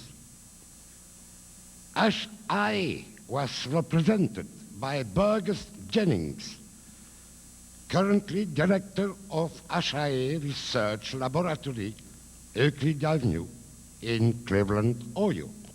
He gave an excellent paper on human comfort and environment. Furthermore, 5% of the 500 participants in the conference were ASHRAE members, coming from more than 10 countries. These 2 dozens of engineers enjoyed a special ASHRAE lunch organized by ATIC. In 1967, on February 2nd, the ASHRAE Board of Directors, under chairmanship of President William McDowell, formally approved the application of ATIC for International Associate of ASHRAE. From that time, more than 25 years ago, ATIC as a representative to ASHRAE, who is for the moment Professor Jean Lebrun.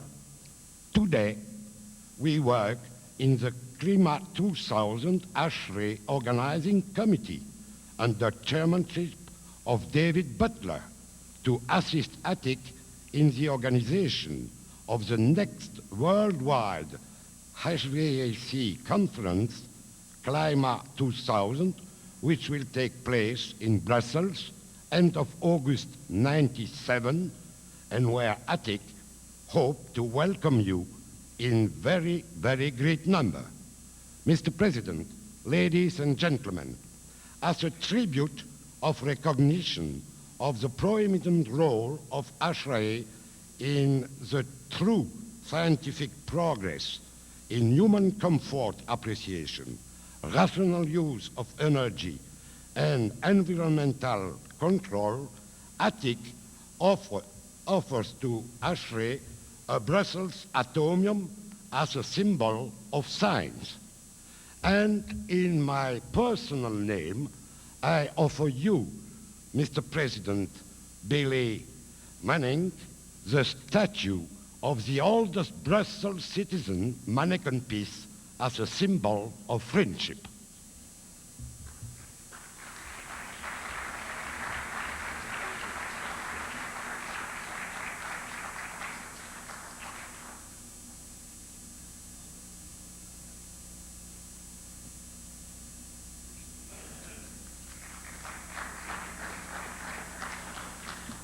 CSA, Joe Maggione.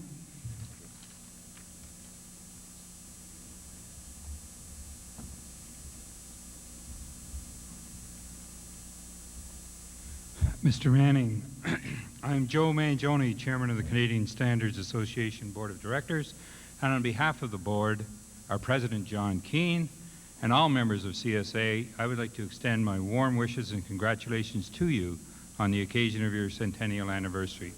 CSA has enjoyed a long and cooperative relationship with ASHRAE. Your founder, Hugh Barron, and our founder, Sir John Kennedy, had much in common. They both recognized what an inherently important role engineers play in a society increasingly dependent on technology.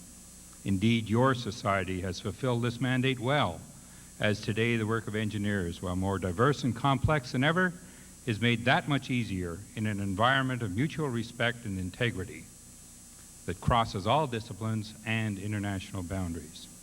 While engineering has changed dramatically over the past 100 years, the dedication and devotion of engineers to their profession has not. This dedication is best exemplified in the work currently being done in the environmental field. The work of ASHRAE in the classification of new refrigerants, less harmful to the ozone layer, continues to play a major role in meeting the targets set forth at the Montreal Protocol. Society, once again, is poised to benefit from your efforts. Mr. Manning, it is with sincere pleasure that I present this small token of congratulations on behalf of CSA and all Canadians. This is a uniquely Canadian soapstone sculpture created by Kaiki Pater, an Inuit artist from our Canadian Arctic.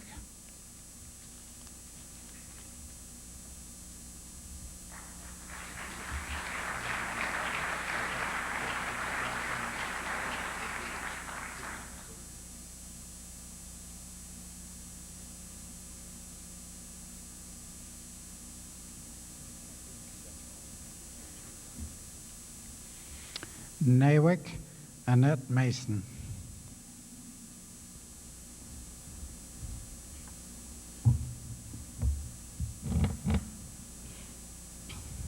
President Manning and ASHRAE members, congratulations and best wishes as you celebrate the 100th anniversary of your founding. Since our founding in 1953, NAWIC members and chapters throughout the United States and Canada have enjoyed and benefited through the alliances we have formed with ASHRAE. We have participated with you on many occasions in trade shows and presenting programs and seminars to benefit the construction industry and achieve our common goals and objectives. We look forward to continuing this relationship now and into the 21st century. On behalf of the NAWIC Board and all our members, thank you all for all you are doing to recruit and support the advancement of women in the construction industry. Have a wonderful Centennial Assembly, a celebration, and a very successful winter meeting. Sincerely, Barbara R. Allman, CCA, 1994-95, National Association of Women in Construction President. In behalf of the National Association of Women in Construction, I wish to present you this plaque to commemorate the 100th celebration of ASHRAE.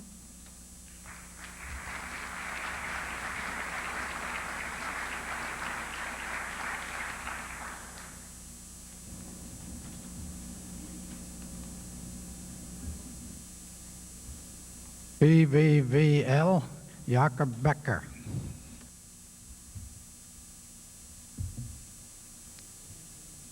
Mr. President and members of the Board of ASHRAE, ladies and gentlemen. It's an honor and a pleasure for me to address you at this centennial meeting of the American Society of Heating, Refrigeration and Air Conditioning Engineers. I offer you my congratulations in reaching the age of 100 years in such an impressive way. Impressive in the way you organized this centennial meeting, but above all in the way your society developed in a strong, stable, and important organization in our working area in the USA. The society I represent is called TVVL and covers the field of installations in buildings, both domestic and industrial, but excludes refrigeration.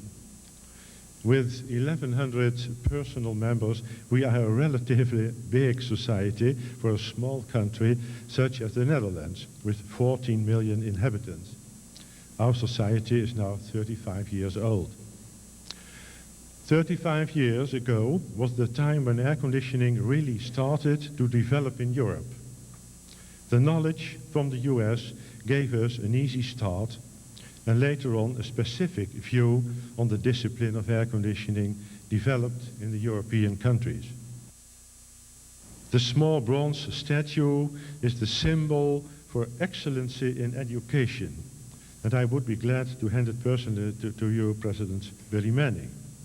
And the statue is supplemented by a written declaration, naturally.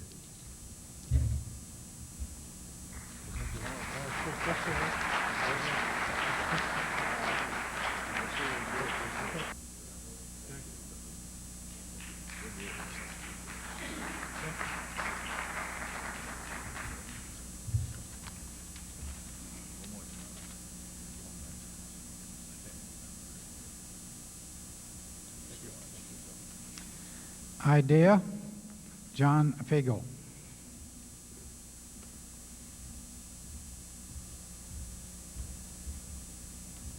President Manning, friends and members of ASHRAE, on behalf of the International District Energy Association members, it's my pleasure, which is 85 years old this year, it's my pleasure to congratulate ASHRAE on this, the occasion of its 100th year.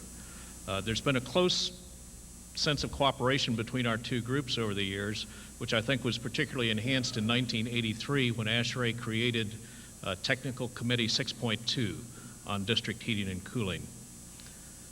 We look forward to even further or closer relationships in the future. Like our colleague from Spain, My memento is not here tonight, Billy, but let me assure you the plaque is in the mail.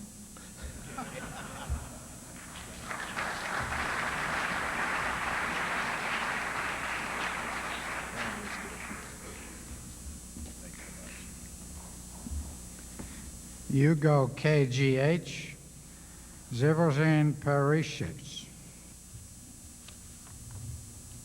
Okay, my name is very difficult for pronunciation, Perisic. Okay, this is Mr. President, Mr. Flag, dear colleague, and ladies and gentlemen, sorry. I'm very pleasure to greet all the participants of this unique Centennial Assembly on behalf of 3,500 members of Yugoslav Society for Air Conditioning, Heating and Refrigeration. Our congratulations and compliments to the ASHRAE for 100 years of their success. Through modest as compared to the ASHRAE, our society is celebrated its 25th anniversary this year, and next year we will also be 25 years then we publishing our KGH journal. I remember that the first Yugoslav members of ASHRAE was registered in the 60s, maybe. Now there are roughly 100 members from Yugoslavia. We are associated with ASHRAE more than 10 years.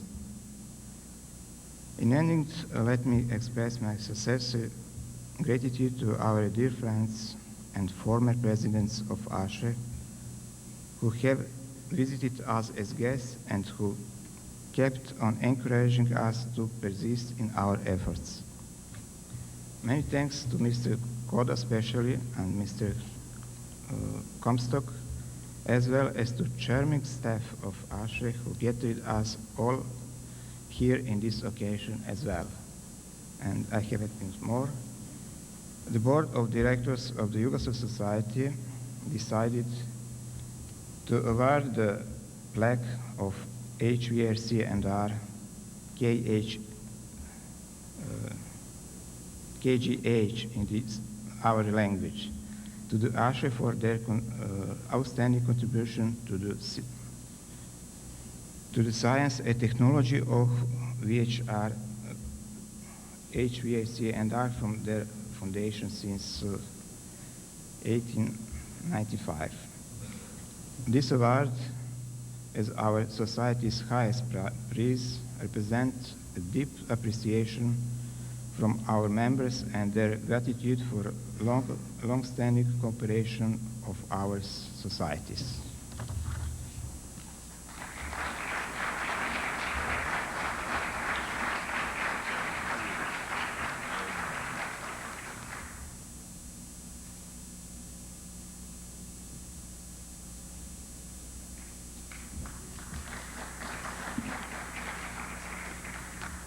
AGFR, Floria Chiriak.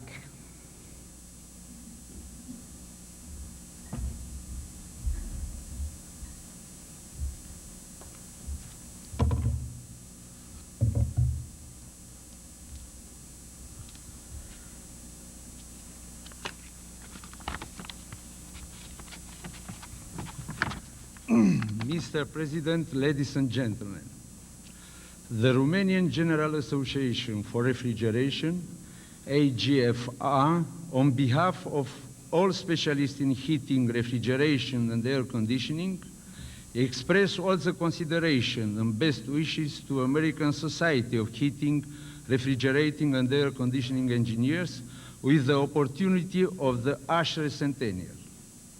The Romanian specialists are familiar with a very complex and important activity held by ASHRAE, and they really have used the result of ASHRAE activity, ASHRAE journals, books, transactions, standards, etc., in order to improve their knowledges and to solve many engineering problems.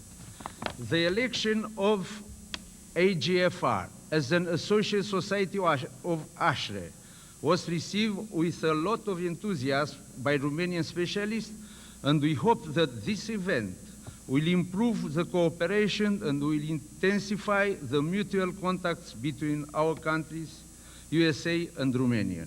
Thank you.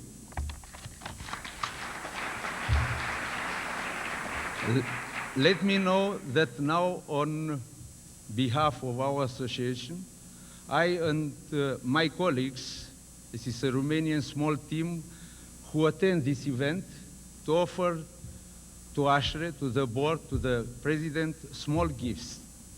These gifts express the sentiments, the soul of Romanian people. The first one is a small frieze with an icon. This is Romanian tradition to have this all time and to care this icon in the house. The second one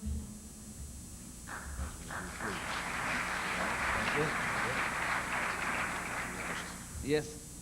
The second one is also in tradition, in Romanian tradition, to offer to friends at these special events food and drink.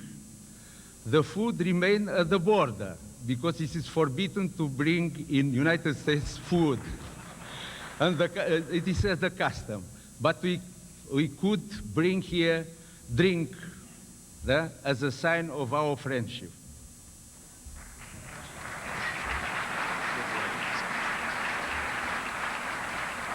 And we have here also a small picture and this here about the Romanian landscape.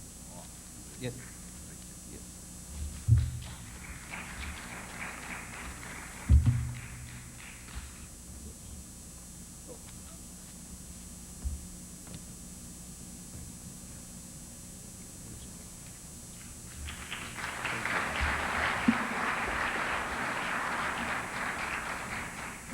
TMD, Numan Sahin.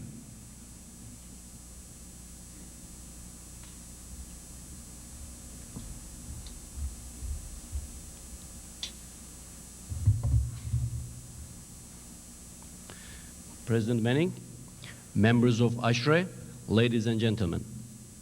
We are all here to celebrate the 100th anniversary of ASHRAE, and as President-elect of the Turkish Society of Heating, Ventilation, Air Conditioning and Sanitary Engineers, I would like to take this opportunity to congratulate all members of ASHRAE for having made this organization such a successful one.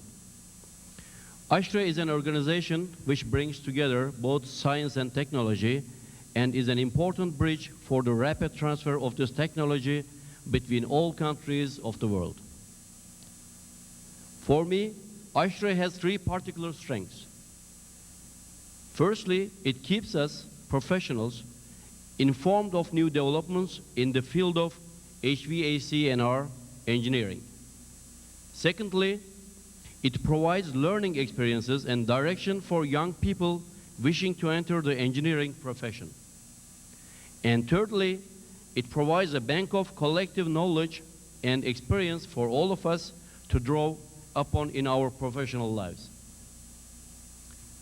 In a global perspective, ASHRAE has developed without reference to international political divides, but has chosen to emphasize both the commonality that exists within the technical domain and the cooperation between people working in that domain across national borders. For us, in the profession, this approach is one of the principal hallmarks of the success of ASHRAE. People work together. The accent is on sharing, on mutual support, and of course, on successful outcomes. On behalf of Turkish society, I would like to present President Mr. Manning a memorial handmade copper plate for the Centennial Anniversary celebration of ASHRAE. Congratulations.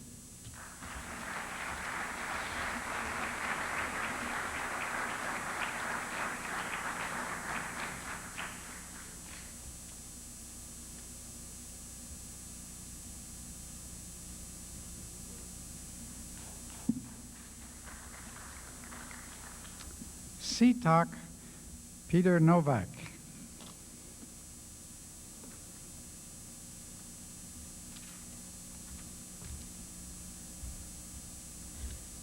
Mr. President, dear guests, ladies and gentlemen, it is my pleasure and honor to have a chance and pass warmest regard in the name of all members of Slovenian Society of Refrigerating, Heating and Air Conditioning Engineers. I would like to take the opportunity on this centennial celebration and wish all the best to the future work of ASHRAE Society. The Republic of Slovenia, a country which has been independent for only 4 years now, has put a strong emphasis on a quality of life from ever since. I am convinced that SIDHOC, as one of the youngest ASHRAE International Associated Society, will indeed successfully transfer a high level of engineering ethics which has been growing with ASHRAE for over 100 years also to the Slovenia. We may consider the past century as a century of technological development, and we may expect the coming century to be a century of a worldwide cooperation with the exclusive aim of providing everybody on this planet with a better quality of life. Clear as a crystal glass, it was, is, and will be the cooperation between our two societies. And therefore, please let me give a present on behalf of all members of our society, a crystal vase made from the famous artist in the Slovenia for this special occasion.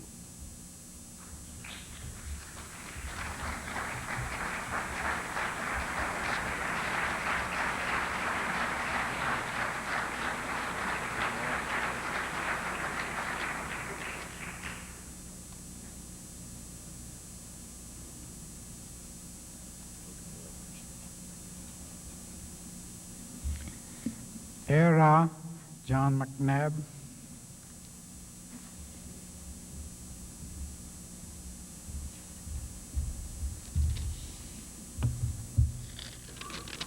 Chairman, Mr. President, Billy Manning, ladies and gentlemen, the Australian Institute of Refrigeration, Air Conditioning and Heating has honoured me by giving me the role of voicing today our greatest congratulations and admiration for ASHRAE.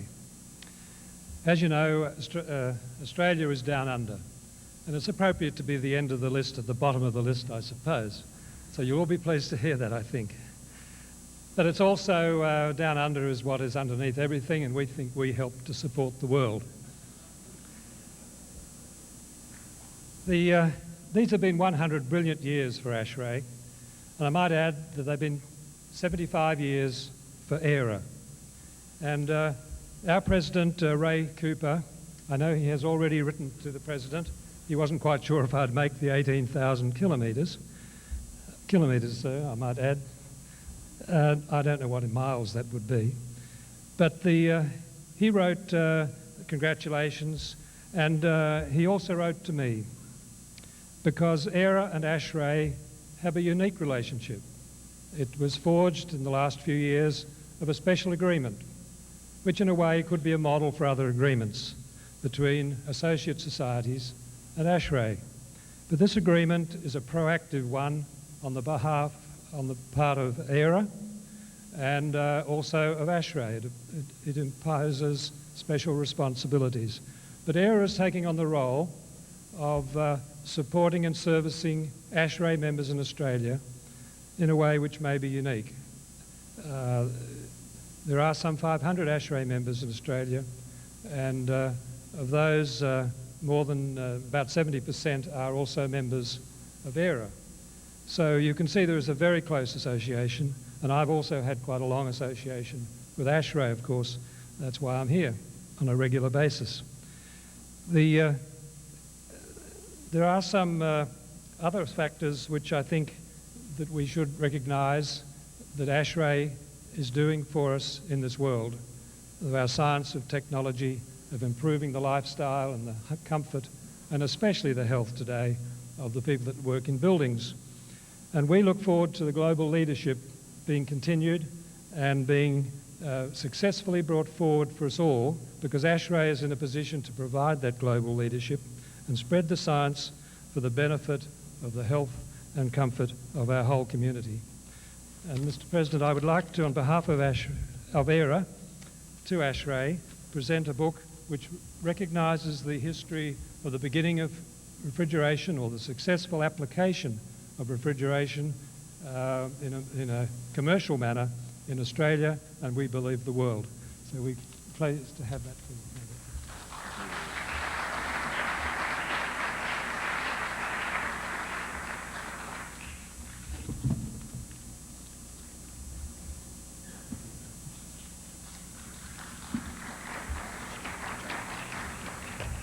ACAA, Jim Nichols.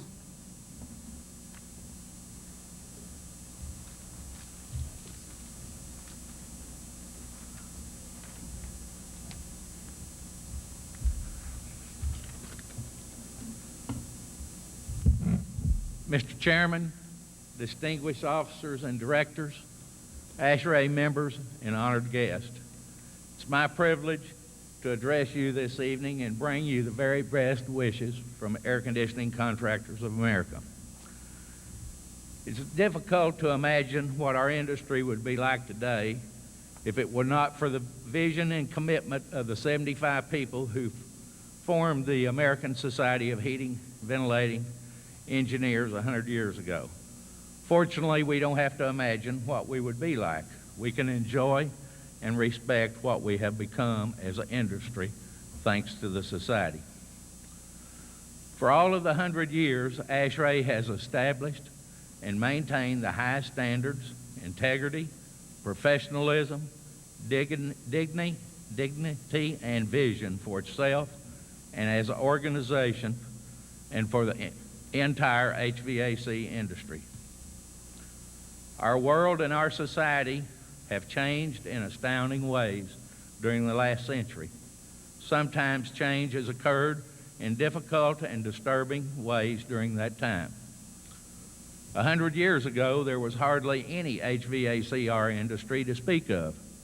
Yet during the last 100 years, this industry has impacted the way people live, how they work, how they conduct their business, and even how people utilize their leisure time in virtually every nook and cranny of the planet. And throughout this century of turbulent change, throughout the emergence and the development of the massive industry, ASHRAE has held the banner of professionalism and integrity steady and firm, without bias and without regard to social, corporate, or technical politics. ASHRAE has established objective standards which industry, government, and customers have been able to rely on with confidence. And in the process, ASHRAE has become a model of organizational honorability, which serves as a benchmark for all industry associations. The Air Conditioning Contractors of America treasures its relationship with ASHRAE.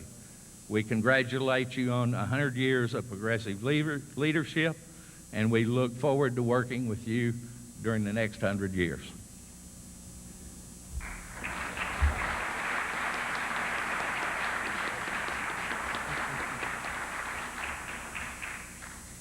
It is now appropriate that we conclude this Centennial Recognition Assembly with a few words from our President, Billy Manning. Billy?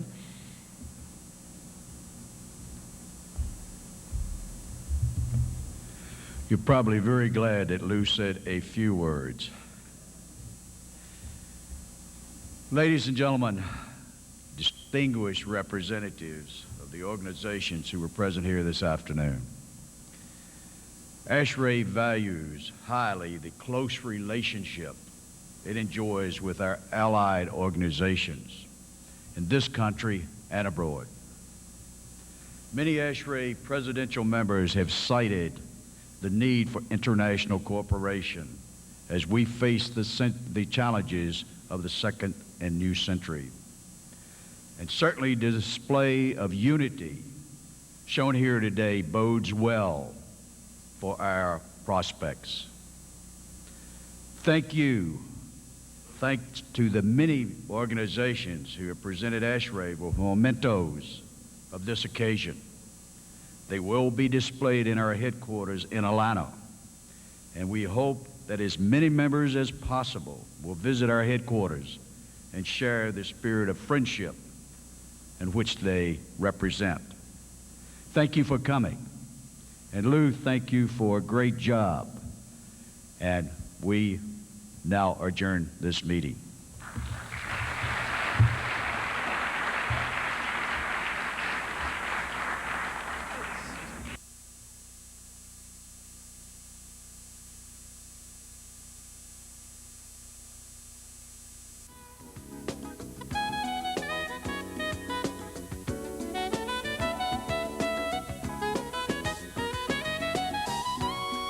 With any luck, we will have a meeting in 1995.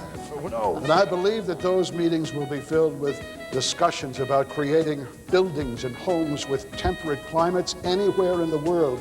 Maybe even heating and cooling systems that work without the assistance of man at all. Oh, never.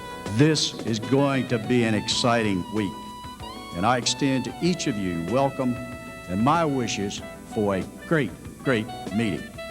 Ladies and gentlemen, on the morning of January 22, 1895, during the first annual meeting of the American Society of Heating, Ventilating Engineers, Lewis Hart gave the first secretary's report. As the society had only been in existence 4 months, it was obviously very short. He said in part, quote, "The society has at the present time 75 members. A few more have been voted on, and the successful candidates will be announced by the council at this meeting. The Board of Managers met frequently, and much work that is impossible to show in a report has been accomplished. I believe there is a general feeling throughout the country that the future of this society will be a glorious one. Today we have 50,000 plus members worldwide with 156 chapters and 195 student branches, and we continue to grow.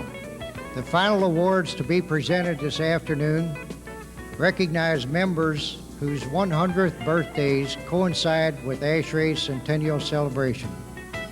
Today, we honor Alex Anderson, Joseph Lasar, and Milton Garland as ASHRAE Centennial honorees. These are pioneers in technology. I bet you thought this was Super Bowl Sunday, eh? Well, surprise. This is ASHRAE Centennial Sunday. Good evening, and welcome to ASHRAE's 100th birthday party. Please be seated. Let's clap for 100 years. Let's do it again. Let's hear it.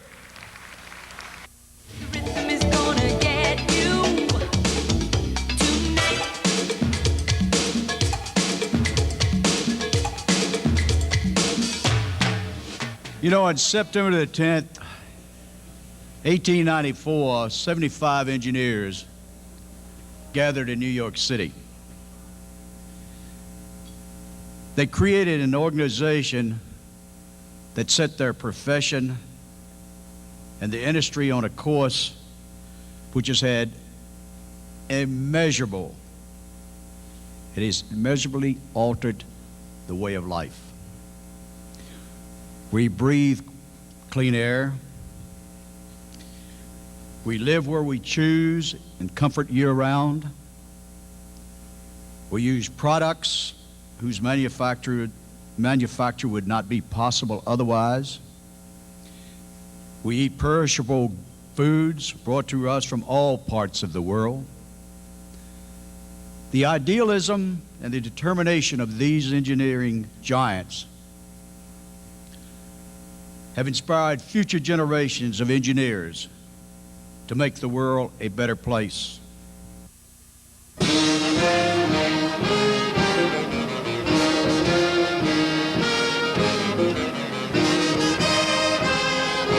Okay, 1, 2, 3, hey!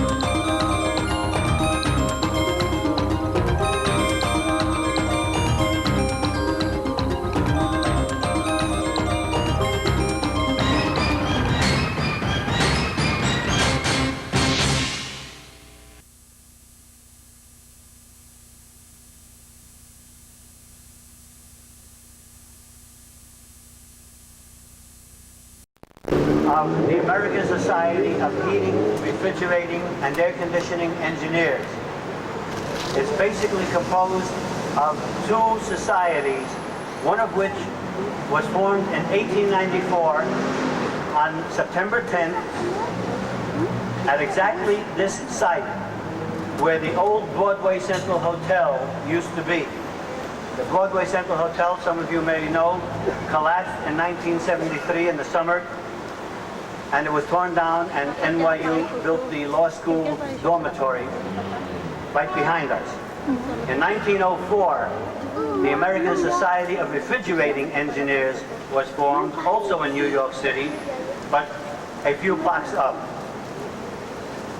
In 1959, the American Society of Refrigerating Engineers, which was about 7,000 people, and the American Society of Air Conditioning and Heating and Air Conditioning Engineers, which was the name that the ASHRAE changed to recognize the importance of cooling and air conditioning in buildings. In 1959, those two organizations joined to become the American Society of Heating, Refrigerating, and Air Conditioning Engineers, called ASHRAE for short.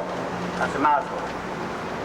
Now that we have our centennial birthday today, you people are here. We don't have the candles, but essentially it's a birthday party. The society was formed at just about this time, between 2 and 3 p.m., when 47 people met in the old Broadway Central Hotel and said, the name of our society is going to be ASHRAE, and that's how we began. To commemorate this birthday, we have all you wonderful people here, and we've got a number of people on the podium who are going to make short presentations. And after the presentations, we will then go back to the building inside, to the multi-purpose hospitality room, and we'll have refreshments. Some of you will be going on a walking tour of Greenwich Village, and some of you will be going on a bus tour of Lower Manhattan. The bus tour and the walking tour will meet on Mercer Street in front of the building as soon as this is over, as the unveiling. One person, I will introduce all the people in the order in which they are going to be speaking to you. First is Commissioner Joel Mealy, Commissioner of the Department of Buildings of the City of New York. Second will be Billy Manning, who is the president of ASHRAE, the international organization whose headquarters are in Atlanta, Georgia. Billy Manning. Third will be Joseph Ting, who is the director and regional chairman for Region 1 of ASHRAE. ASHRAE has about 50,000 people, and it can't be handled from one central place. So we have 10 regions throughout the country and that manage the affairs of ASHRAE. Joe Ting represents the interests of Region 1, which consists of New England and New York. Joe Ting. The fourth person will be the president of the New York chapter of ASHRAE, which is where ASHRAE was born, and the New York chapter did most of the work in setting up this centennial party, and that would be Anthony DeFiglia. And our honored guest, the one who is going to pull down, unveil the plaque which was put up by New York University, is Milton Garland. Milton Garland is the oldest member of our organization. He was 99 years old in August. He still works, he still teaches, and you'll see from his muscles when he pulls down, unveils the plaque, that he's in pretty good shape. Milton Garland.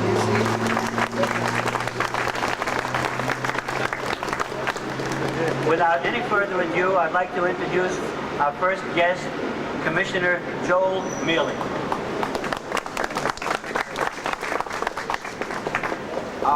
I'm pleased to welcome you, those of you from out of town, to the wonderful city of New York, the most exciting and the premier city of the world. I understand that you're going to get an opportunity, and you're having an opportunity to enjoy it, but this is only a small taste of what's available in the city, and we hope that you'll come back and spend some time with us. On behalf of the mayor and the members of the department who use the ASHRAE standards in working on mechanical work, I'm pleased to present you with a proclamation from the mayor, which I'll now read. The Office of the Mayor, City of New York Proclamation. Whereas the American Society of Heating, Refrigerating, and Air Conditioning Engineers, ASHRAE, is celebrating its 100th anniversary with a ceremony at Broadway and 3rd Street, the site of its original headquarters, and whereas its inception in 1894, ASHRAE has been the leading organization in the development of improved criteria and standards for heating, ventilating, and later air conditioning and refrigeration equipment and systems. The organization was instrumental in securing compulsory legislation in many states for proper heating and ventilation of tenements, schools, public buildings, and hospitals in its early days, and developed safety codes, a comfort chart, and other vital standards. As new equipment, new technology, and new problems have developed, ASHRAE has continuously presented new solutions, standards, and methods. And whereas ASHRAE supports vital research projects, presents forums on important issues, and publishes technical information in its annual publication, Transactions, its valuable handbook series, its monthly journal and newspaper, and its books that give detailed reports on research projects. Today it has members in countries throughout the world, and whereas for a century, from the 1890s wood-burning stoves, open windows and ice houses, today's sophisticated equipment, ASHRAE has helped to ensure that the most advanced, efficient, and safest heating, ventilating, and cooling equipment and systems are available to the public. Now, therefore, I, Rudolph W. Giuliani, Mayor of the City of New York, in recognition of this important anniversary, do hereby proclaim Saturday, September 10, 1994, the City of New York as ASHRAE 100th Anniversary Day, and it is signed by Rudolph W. Giuliani.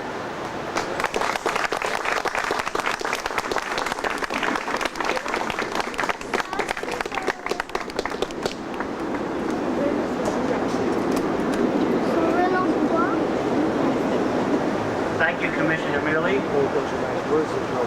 Next, I would like to bring up a long-time member and a very distinguished member of ASHRAE, who will introduce the President of the International Society, Mr. Gene Stamper.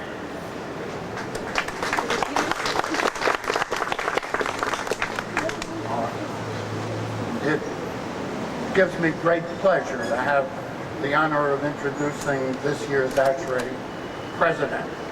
I think ASHRAE is indeed fortunate to have among its many distinguished presidents this year Billy Manning as its president.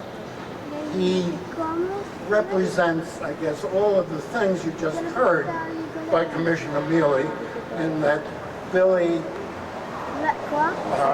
has been working with codes and safety for the southern part of the United States below these many years, and is a distinguished engineer and has devoted many, many years to public service, not only in ASHRAE, but in many other public organizations.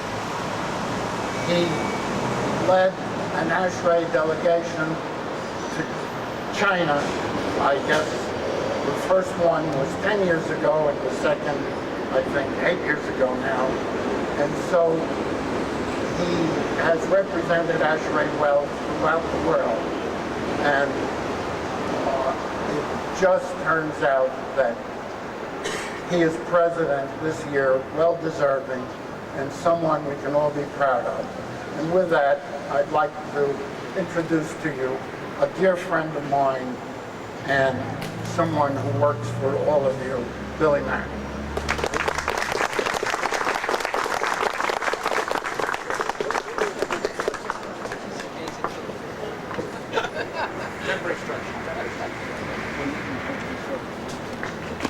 I guess it would be appropriate for me, since I'm from the South, is to say good afternoon, you all.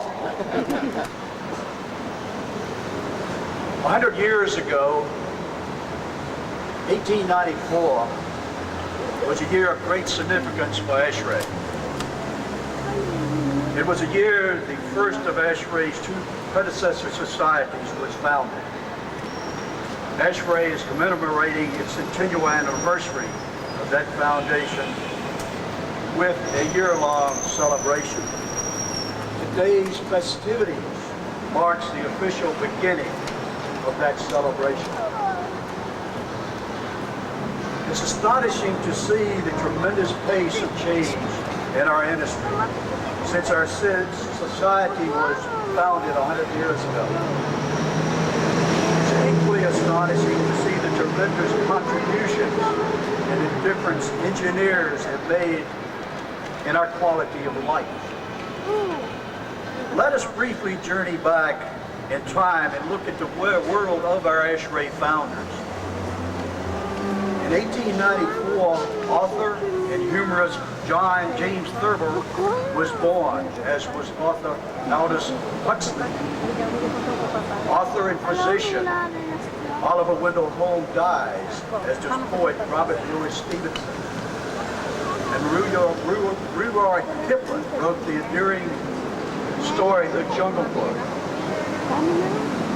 Louis Lumiere invented the cinematograph.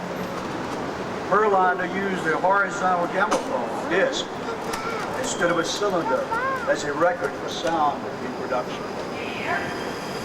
The Flagstaff Observatory was erected in Arizona. Percival Lavelle, the observatory's founder, began searching for a hypothetical ninth planet. At this time, there was a growing demand for refinement in the arts and sciences of engineers. Engineers involved in heating and ventilating began to associate, to share their experience, as well as engineers in other specialties. These engineers recognized the need for fundamental data, both in regard to manufacturing of equipment and its installation. ASHRAE's second president, Stuart Gillette, describes the state of the industry at that time in this way. The public was getting a poor return for its money. There was a general ignorance on the subject of heating and ventilation. And there were any number of contractors who had patented schemes designed to give all the heat desired at practically no cost. In fact, after reading some of the descriptive matter, one felt that a coal bin had ceased to be a necessary adjunct to housing. With the charting of the American Society of Heating and Ventilating Engineers, dissemination of the latest industrial knowledge was made possible by holding national meetings and publishing papers that were presented at those meetings. ASHRAE sponsored research and strived towards standardization of data within the industry. ASHRAE's founders were committed to establishing a minimum standard of ventilation for all classes of buildings. Yes, indoor air quality was a concern in 1894. ASHRAE's first president, P.P. Bates, proclaimed during his presidential address, now think, this is 1894, he made this statement: ventilation comes next to godliness. He also called the members to action by clearly defining the society's priorities. President Bates continued, I believe we should cease our labors when public buildings are thoroughly warmed and ventilated. But our zeal for a good cause should eventually take us into every building which shall be constructed for any purpose. There are cases where factories and workshops are fairly well ventilated, but in comparison they are rare. Every family has the right to an abundance of good, fresh air, even if it is not aware of its rights. Even if it is not aware of its rights. Continuing, President Bates said, we need to look backwards but a very few years to find that our profession was unknown. The rapid strides of modern civilization have created many new professions and errors among them. There is a wide field open before us, and yet it remains to be seen how well we will occupy it. This child is born, and it gives great promise of a grand future. Now, 100 years later, we can see that ASHRAE has indeed fulfilled its promise of a grand future. This afternoon's unveiling of the Centennial Plaque will stand as a testament to the strength and dedication of ASHRAE's founders and pioneers of the heating and ventilating industry. Today, at this time, at this site, we start the second century of our existence as a society. We stand as individuals, each bringing our own vision of the future. Together, and I think this is very important, together we forge an alliance that will take us further than we could ever hope to go alone. In close, I invite each of you to learn about ASHRAE's history and to look forward with us to a grand future full of promise. Thank you.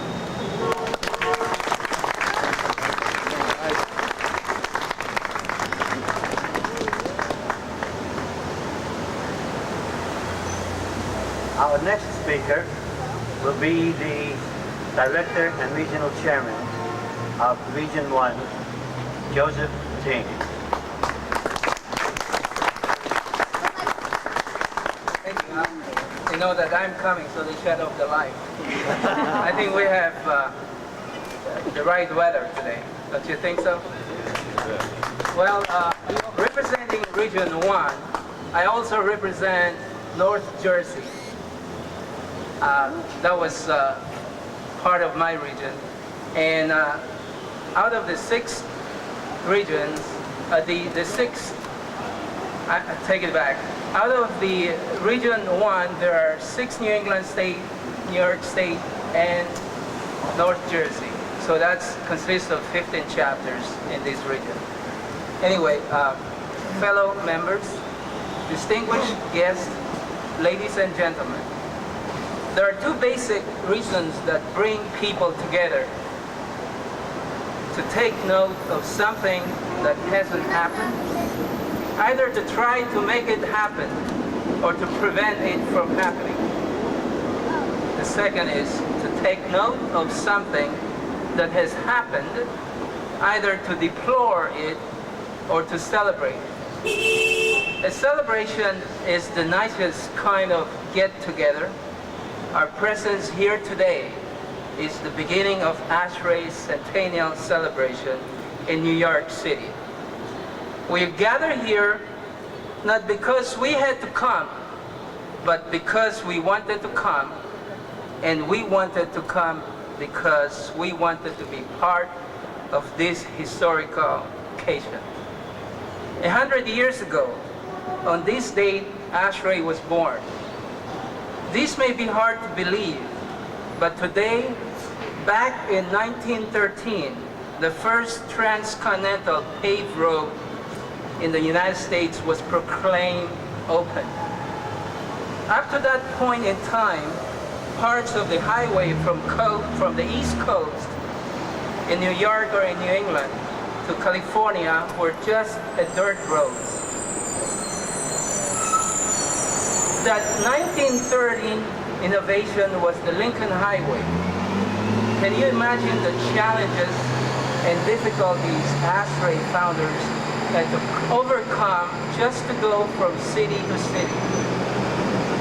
We're here to honor those past ASHRAE members who have made our professions what it is today. They are an inspiration to all of us in the field of heating, ventilating, air conditioning, and refrigeration. Someone once said, it isn't so much what you build, but how well you build it. Let us add to that, it isn't so much how well you build. The building is only livable if the heating, air conditioning system, and refrigeration, most of all, is well designed and effectively working. And I think that's all that I've got to say for today. And thank you very much for coming. With this in mind, I'd like to have the next speaker, Tony DeFiglia, our New York City chapter president.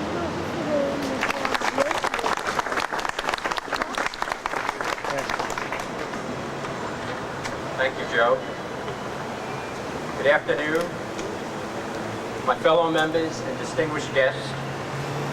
We are here today to commemorate the 100th anniversary of the American Society of Heating, Refrigerating, and Air Conditioning Engineers, and to celebrate its longevity, its endurance, and the positive influence that it has had on the quality of our lives. Not only has ASHRAE established itself as a premier technological society, setting high standards for the heating, ventilating, and air conditioning industry, but also it has managed to instill a camaraderie, a friendship among its members through its many conferences, meetings, and social functions.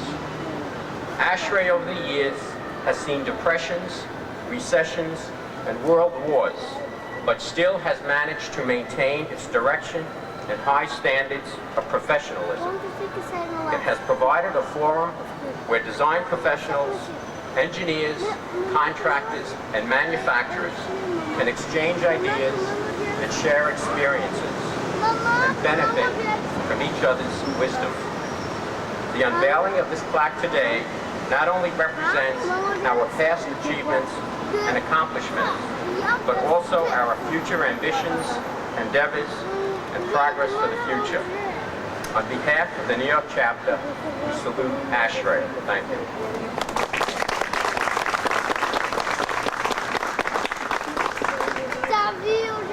Thank you.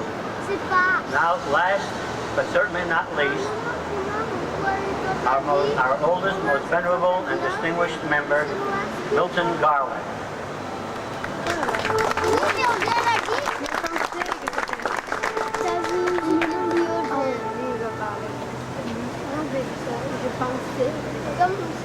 It is a privilege and a great honor to unveil this plaque.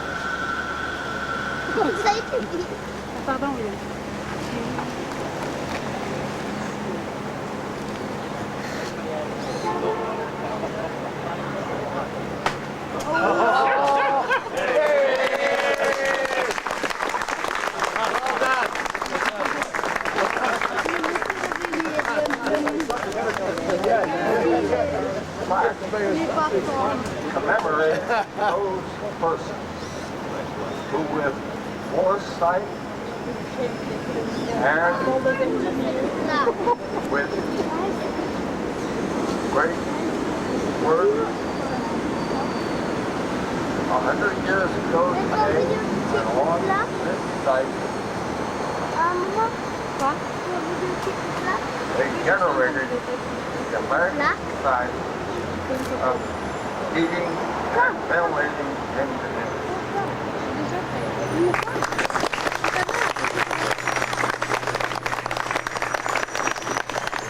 Thank you, Mr. Garland. The motto or theme of the present president of the society, Billy Manning, is building on the shoulders of giants. This is a phrase that was used by Isaac Newton in a letter that he wrote indicating that whenever you do something or think about doing something in the future, nobody works alone. You're starting from some premise. That premise is the work that was done before by people who were competent, qualified, and produced results. One thing I can assure you, I don't have time, none of us does, to spell out all the qualities of each of the gentlemen on this platform. But I can tell you, we have quite a job for the future to attempt to build on the shoulders of these giants. But we've got to try and keep trying, and at the bicentennial, we'll measure the results of your successes based on their efforts. Thank you very much.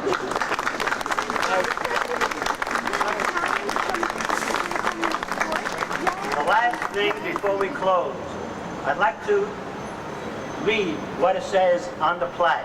Okay. One of the reasons it was put that high is I'm a native New Yorker myself. I was born and raised and lived in the city all my life, but I know how far a squirt can of paint can go, and I tried to get it high enough so that it could be readable and still resist the efforts of a can of paint to try to deface it. But let me read what it says. On this site, where stood the Broadway Central Hotel, the American Society of Heating and Ventilating Engineers was founded on September 10, 1894, to advance the proper heating and ventilation of all classes of buildings through improvements to the construction of mechanical apparatus and the establishment of clearly defined standards for building environments. In 1954, the Society changed its name to the American Society of Heating and Air Conditioning Engineers to reflect the emergence of comfort cooling. And in 1959, merged with the American Society of Refrigerating Engineers, founded in 1904. This plaque is dedicated on September 10, 1994, by the American Society of Heating, Refrigerating, and Air Conditioning Engineers to commemorate the accomplishments of the organization's founders and of those who followed them in their pursuit of scientific discovery and technological development, which improve the quality of life through efficiently controlled environments. Now, when you look up at the plaque, on the top you will see the Centennial symbol. It will only be used during the centennial year. The logo on the extreme left is the logo of the original society of the American Society of Heating and Ventilating Engineers. The next one represents the other founding society, the American Society of Refrigerating Engineers, which will have its centennial 10 years from now in September. 10 years from September, this month. The third symbol represents the American Society of Heating and Air Conditioning Engineers, which was just a name change as indicated in the wording. And the fourth symbol is the basic symbol of ASHRAE, just to let you know and identify them more readily. With that, this unveiling ceremony is concluded, and those who are going on field trips, please go to the front of 240 Mercer Street. Those of you who just want to hang around and chew the fat, the hospitality suite will be open till about 6 o'clock. Now, some of you will be wanting to change clothes for the banquet that we're having this evening at the Jing Fang restaurant. There are mats inside the hospitality suite telling you how to get to the Jing.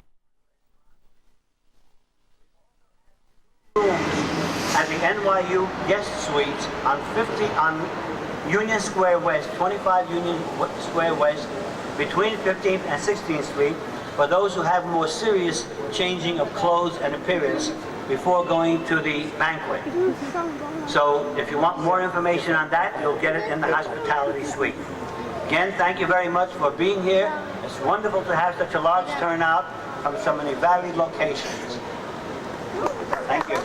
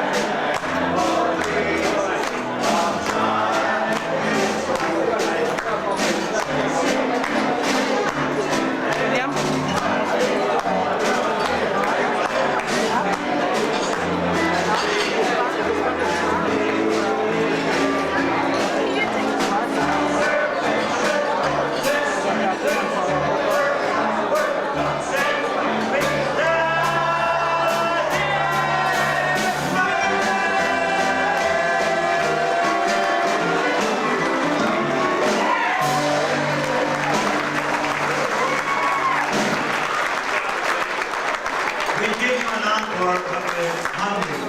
So get on the program.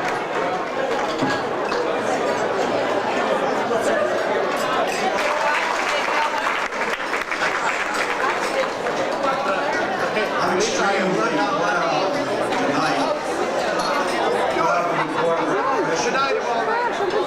proud to be ASHRAE's president of the Centennial year.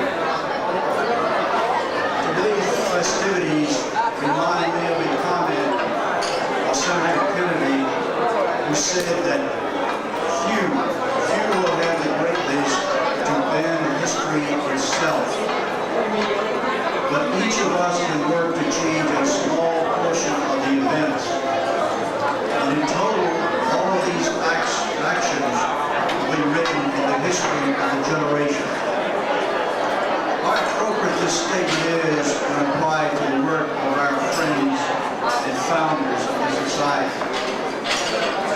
Look at what they set in motion, and since then, what we have accomplished.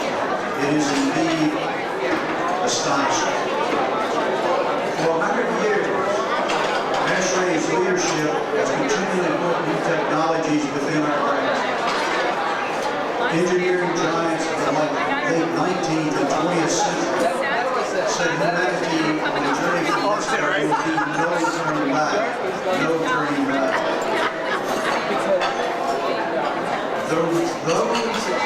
The world, those 75 engineers who founded the American Society of Heating, Refrigeration, and Ventilating Engineers. At that time, the American Society of Heating and Ventilating technology was optional. Now listen to that. Technology was optional. Electricity, the motor car, and the famous Brooklyn Bridge were accepted as engineering marvels. Marvels you could live with or without. That worked out well. Not today. Today our socio-economic structure remains reliant on technology. In the past, our cars and our buildings were just machines, bricks, and blocks. Not today, they are computers. All of their functions integrated and independent. In our past, our cities sweltered in the sun and closed from cold, chilling winds. Not today. Today, our northern cities remain warm and our southern cities stay cool, even when the temperature in the night is so cold. Some of our cities may not have existed because we're not air conditioned. Sir Isaac Newton, in a letter to a friend, wrote, "I've seen further, it is by standing on the shoulders of giants." Today, as we start our second century of our existence as a society, we stand on the shoulders of ASHRAE's founders and those thousands of others since who advanced our technology for the benefit of humanity. British author Thomas Carlyle said, "History is a biography of great men." This certainly is true when you look at the history of our society. I'd like to briefly tell you about two engineering giants, F. Paul Anderson and Willis W. Carey. Paul Anderson was president of ASHRAE in 1927. He was Dean of Engineering at what is now called the University of Kentucky for 43 years until his death in 1934. He is credited with educating more heating and ventilating engineers than any person of his time. He also served as director of ASHRAE's research laboratory from 1921 to 1925. During his tenure, 62 scientific papers were published, the most important of which concerned the development of the comfort zone of the atmosphere. This comfort zone is used today in designing heating, ventilating, and air conditioning systems. Dr. Willis H. Carrier is widely known for his numerous significant contributions to the establishment of air conditioning as an industry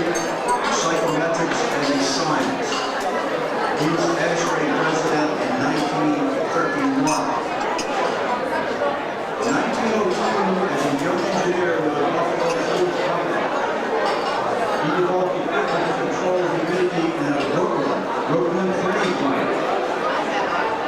This experiment from this project eventually led to the development of the psychometric rationale and psychometric charts, which are the foundation today of the air conditioning industry. The life work of these two great men and those working with them laid the foundation of today's heating, ventilating, and air conditioning technology. Yet for all the remarkable advances in technology of the past 100 years, our goals are still the same as our founders.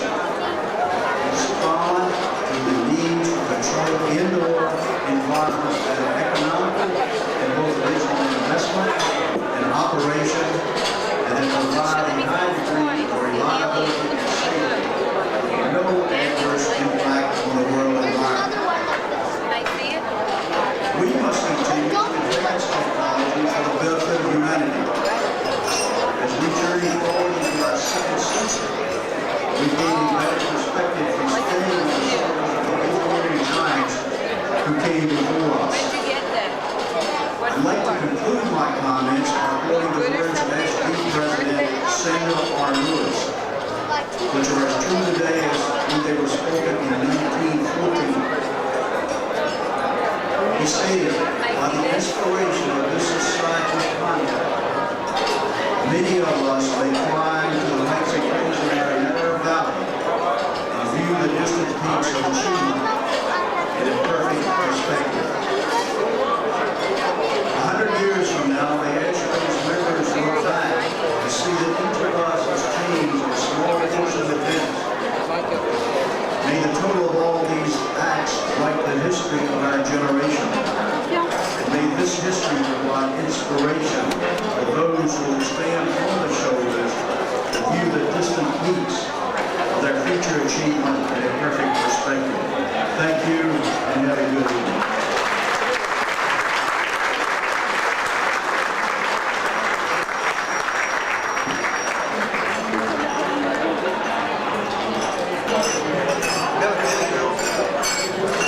And now, we only have two more shorter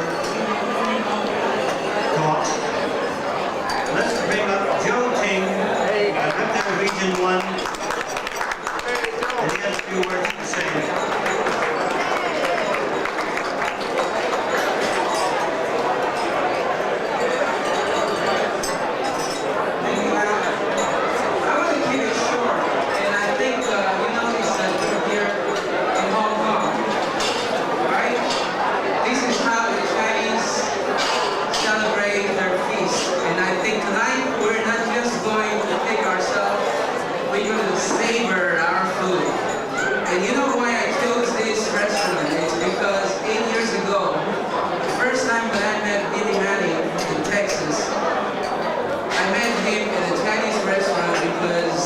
There's a group of ASHRAE members who meet every Sunday of the meeting.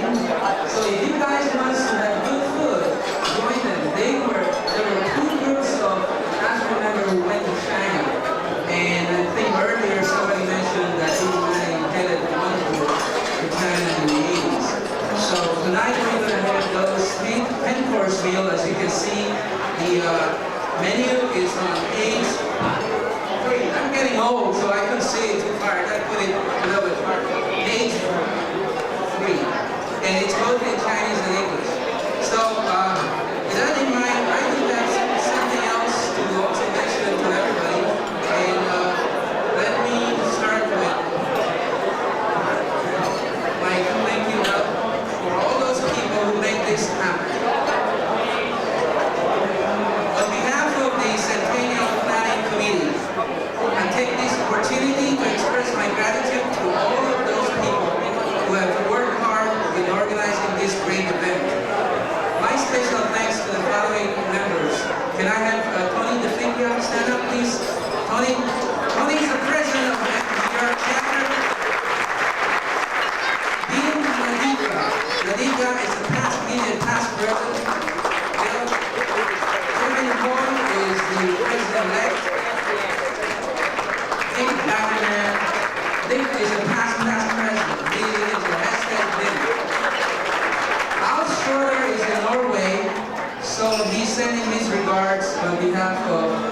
Stanley Saunders Warco Mechanical. You see that table empty? That's for KSW Mechanical.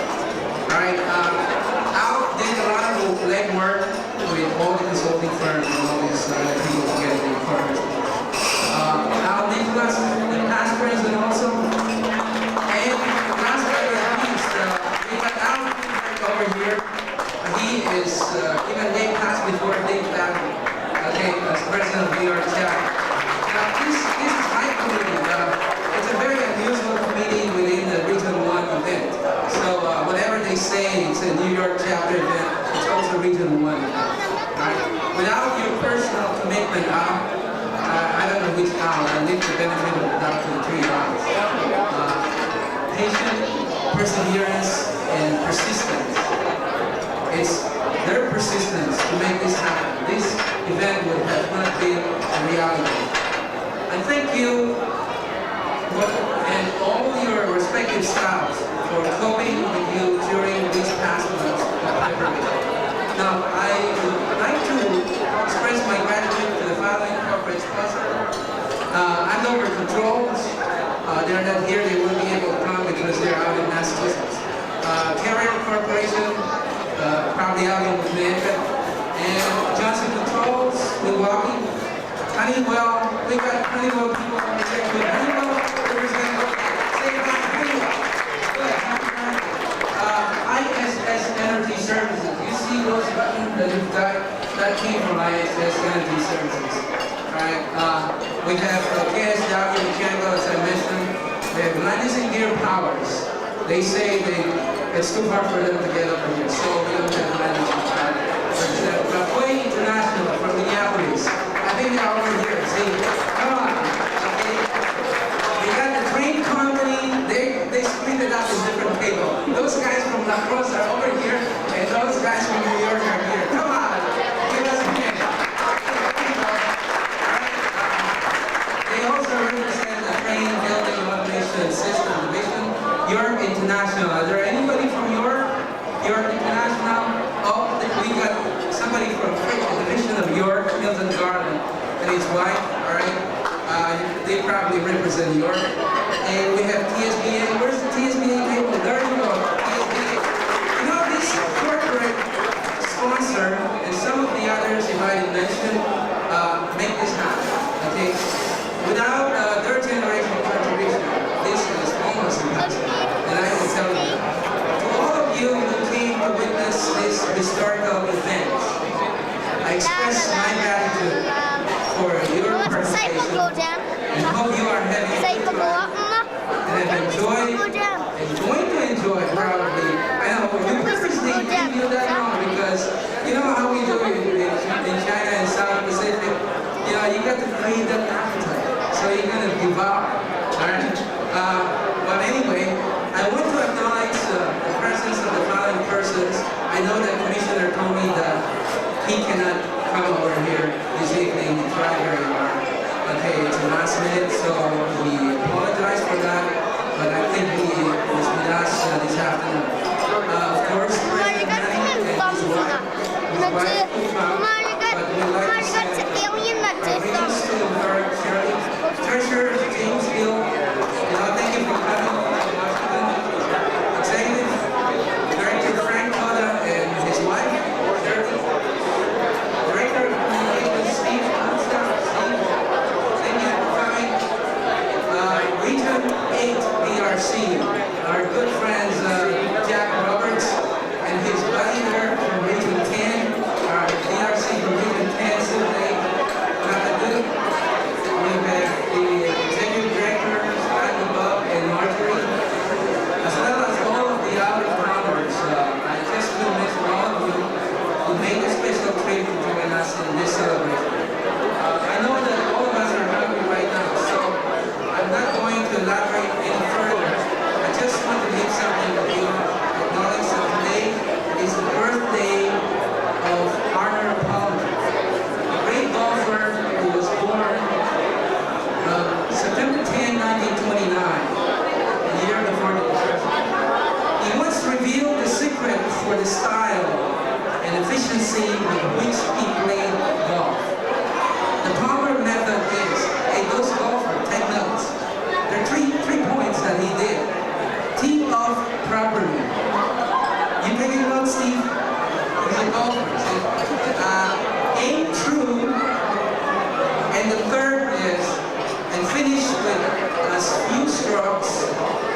are necessary to do the job and have the job well done. Thank you.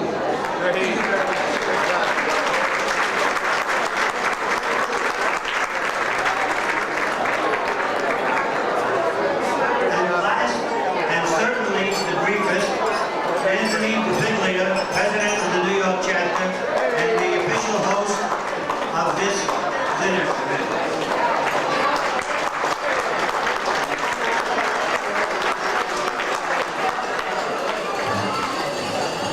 Thank you, Al. Good evening. The New York chapter would like to express our gratitude to everyone who played a part in this celebration. We would like to thank society for joining us here in New York, particularly President Billy Manning, Society Treasurer James Hill, Society Executive Director Frank Toda, Executive Vice President Anthony Boggs, Society Director of Communications and Publications Steve Comstock, and Society Historical Committee Member Bernie Nagagast. We would also like to thank Milt Garland for sharing with us his 99 years of life experiences. We would also like to thank our corporate sponsors, and without them, this event could not have been financed. We wish to express our sincere thank you to the participating regions and chapters that traveled to New York City to be part of this event. We would also like to thank all of the individual supporters and contributors celebrating with us ASHRAE's 100th birthday. Finally, a thank you goes out to Joe Ting, Director and Regional Chairman, Region 1, his invaluable assistance. Special thanks goes to our General Chair, Mr. Al Greenberg, for organizing this event and contributing much of the time and energy for making it a successful event. Thank you, Al. Thank you all.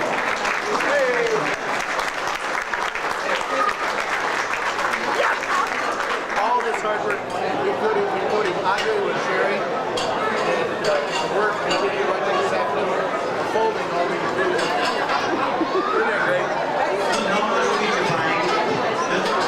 On your tables is a glass with champagne in it or whatever your favorite drink is. At this moment, happy birthday. We will now say happy birthday to ASHRAE. The band will play it. Pick up your glass of champagne and toast ASHRAE on his 100th birthday. Happy birthday to you. Happy birthday to you. Happy birthday, dear ASHRAE. Happy birthday to you.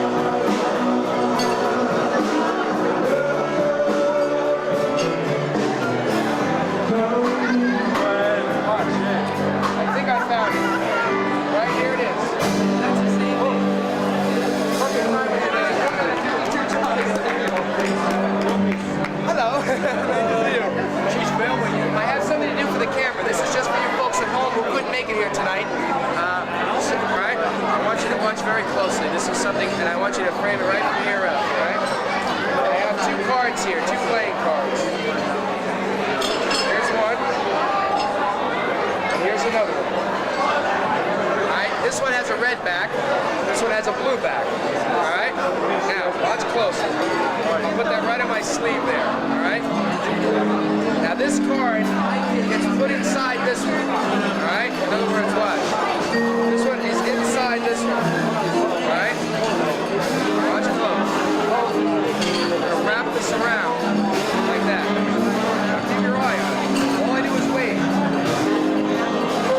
Press the snap. It goes in face down. It comes out face up. All right? Now it is one card. I'll push it all the way through. You can see the card is now facing the same way. All right? Now watch. Back the same way. Goes in face up. There we go. And it goes up. And it comes out face down. Now it is one card. How do I think I'm cheating? It is one card. Now watch. I'm going to tear the card in half. This half is face up. And this half is face down. No trick photography.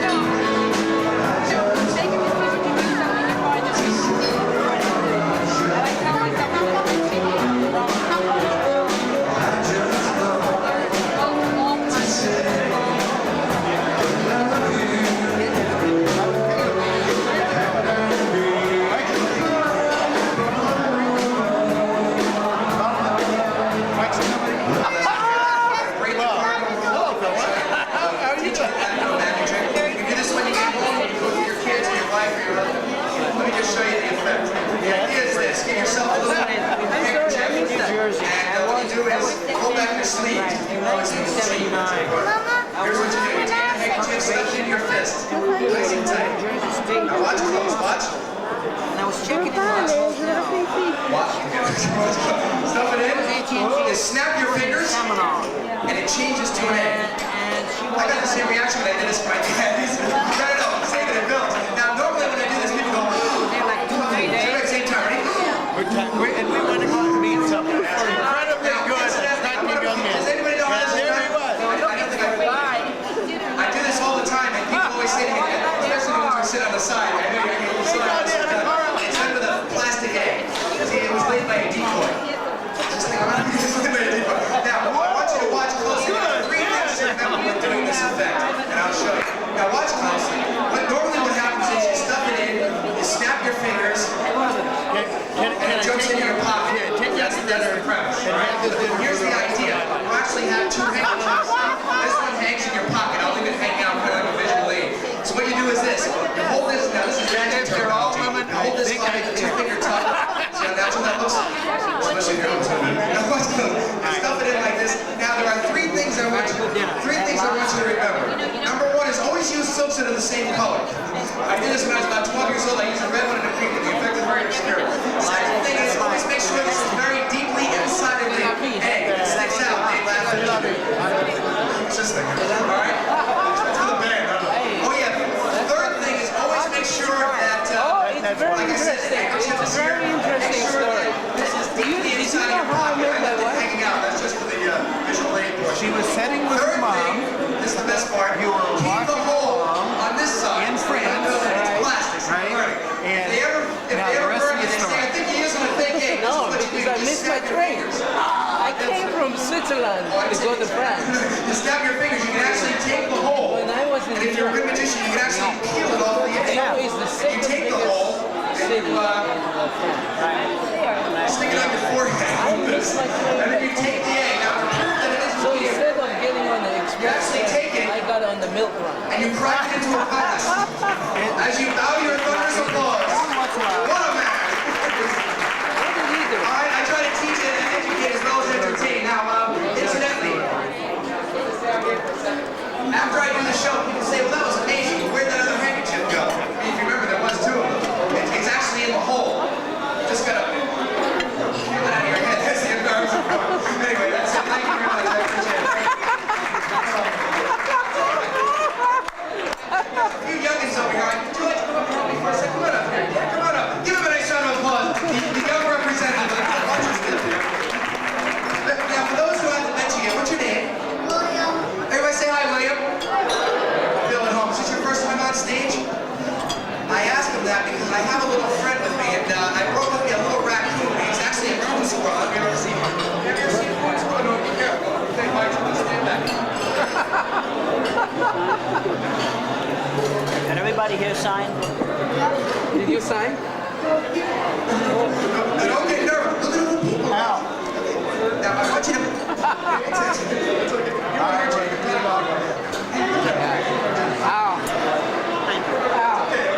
Now, let me get one drink. He would have gone to bed with you. Just having to drink this down. Now, I've had Rocky. I got him at a pet shop. I've had him for 3 years now. And basically... No. Now, Rocky does tricks. Want to see a few tricks? He does impersonations. Here's Daniel Boone. Here's Abraham Lincoln.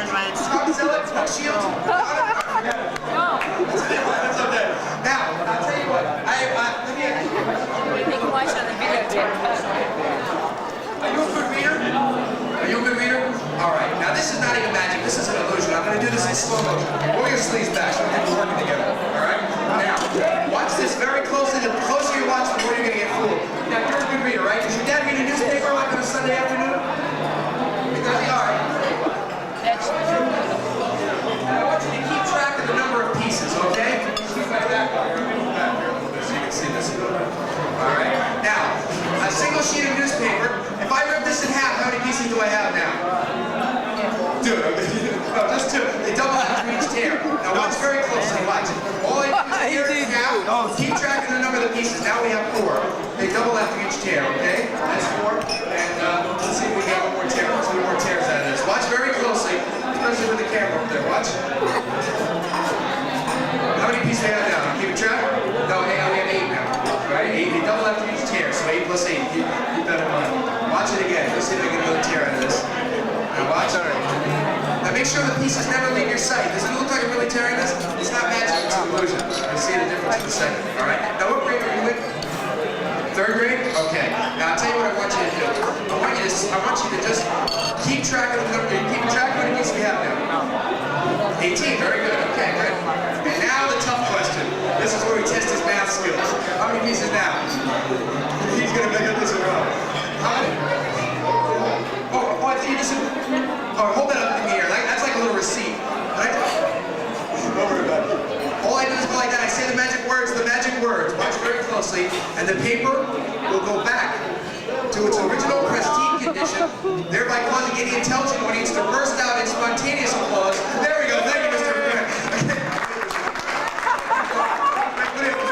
Of course, it fits like a glove. Give my buddy a nice round of applause.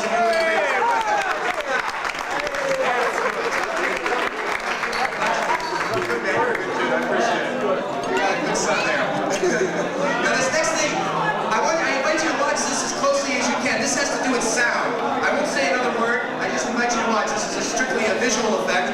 And I'll move this over here so you can see this. That's very That's good. He was very good. That's good. He's part of it. He's part of the party.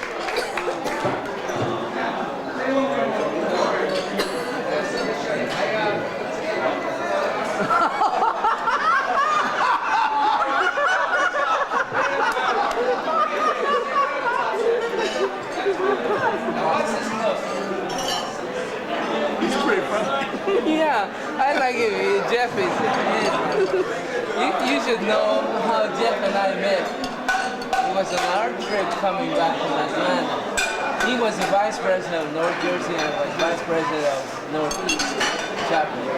So he sat next to me. And I said, how are you? He said, I just came from the ASHRAE meeting. Where are you going? He's going to go back to New Jersey. I'm going back to Albany. I said, well, so what's your position at North Jersey? He's the vice president. I said, I'm the vice president of Northeast. So we moved up together. Vice president, president, like a president. Yeah, and so we really have that story, relationship. Does he work for? He used to work for his father, now he's on his own.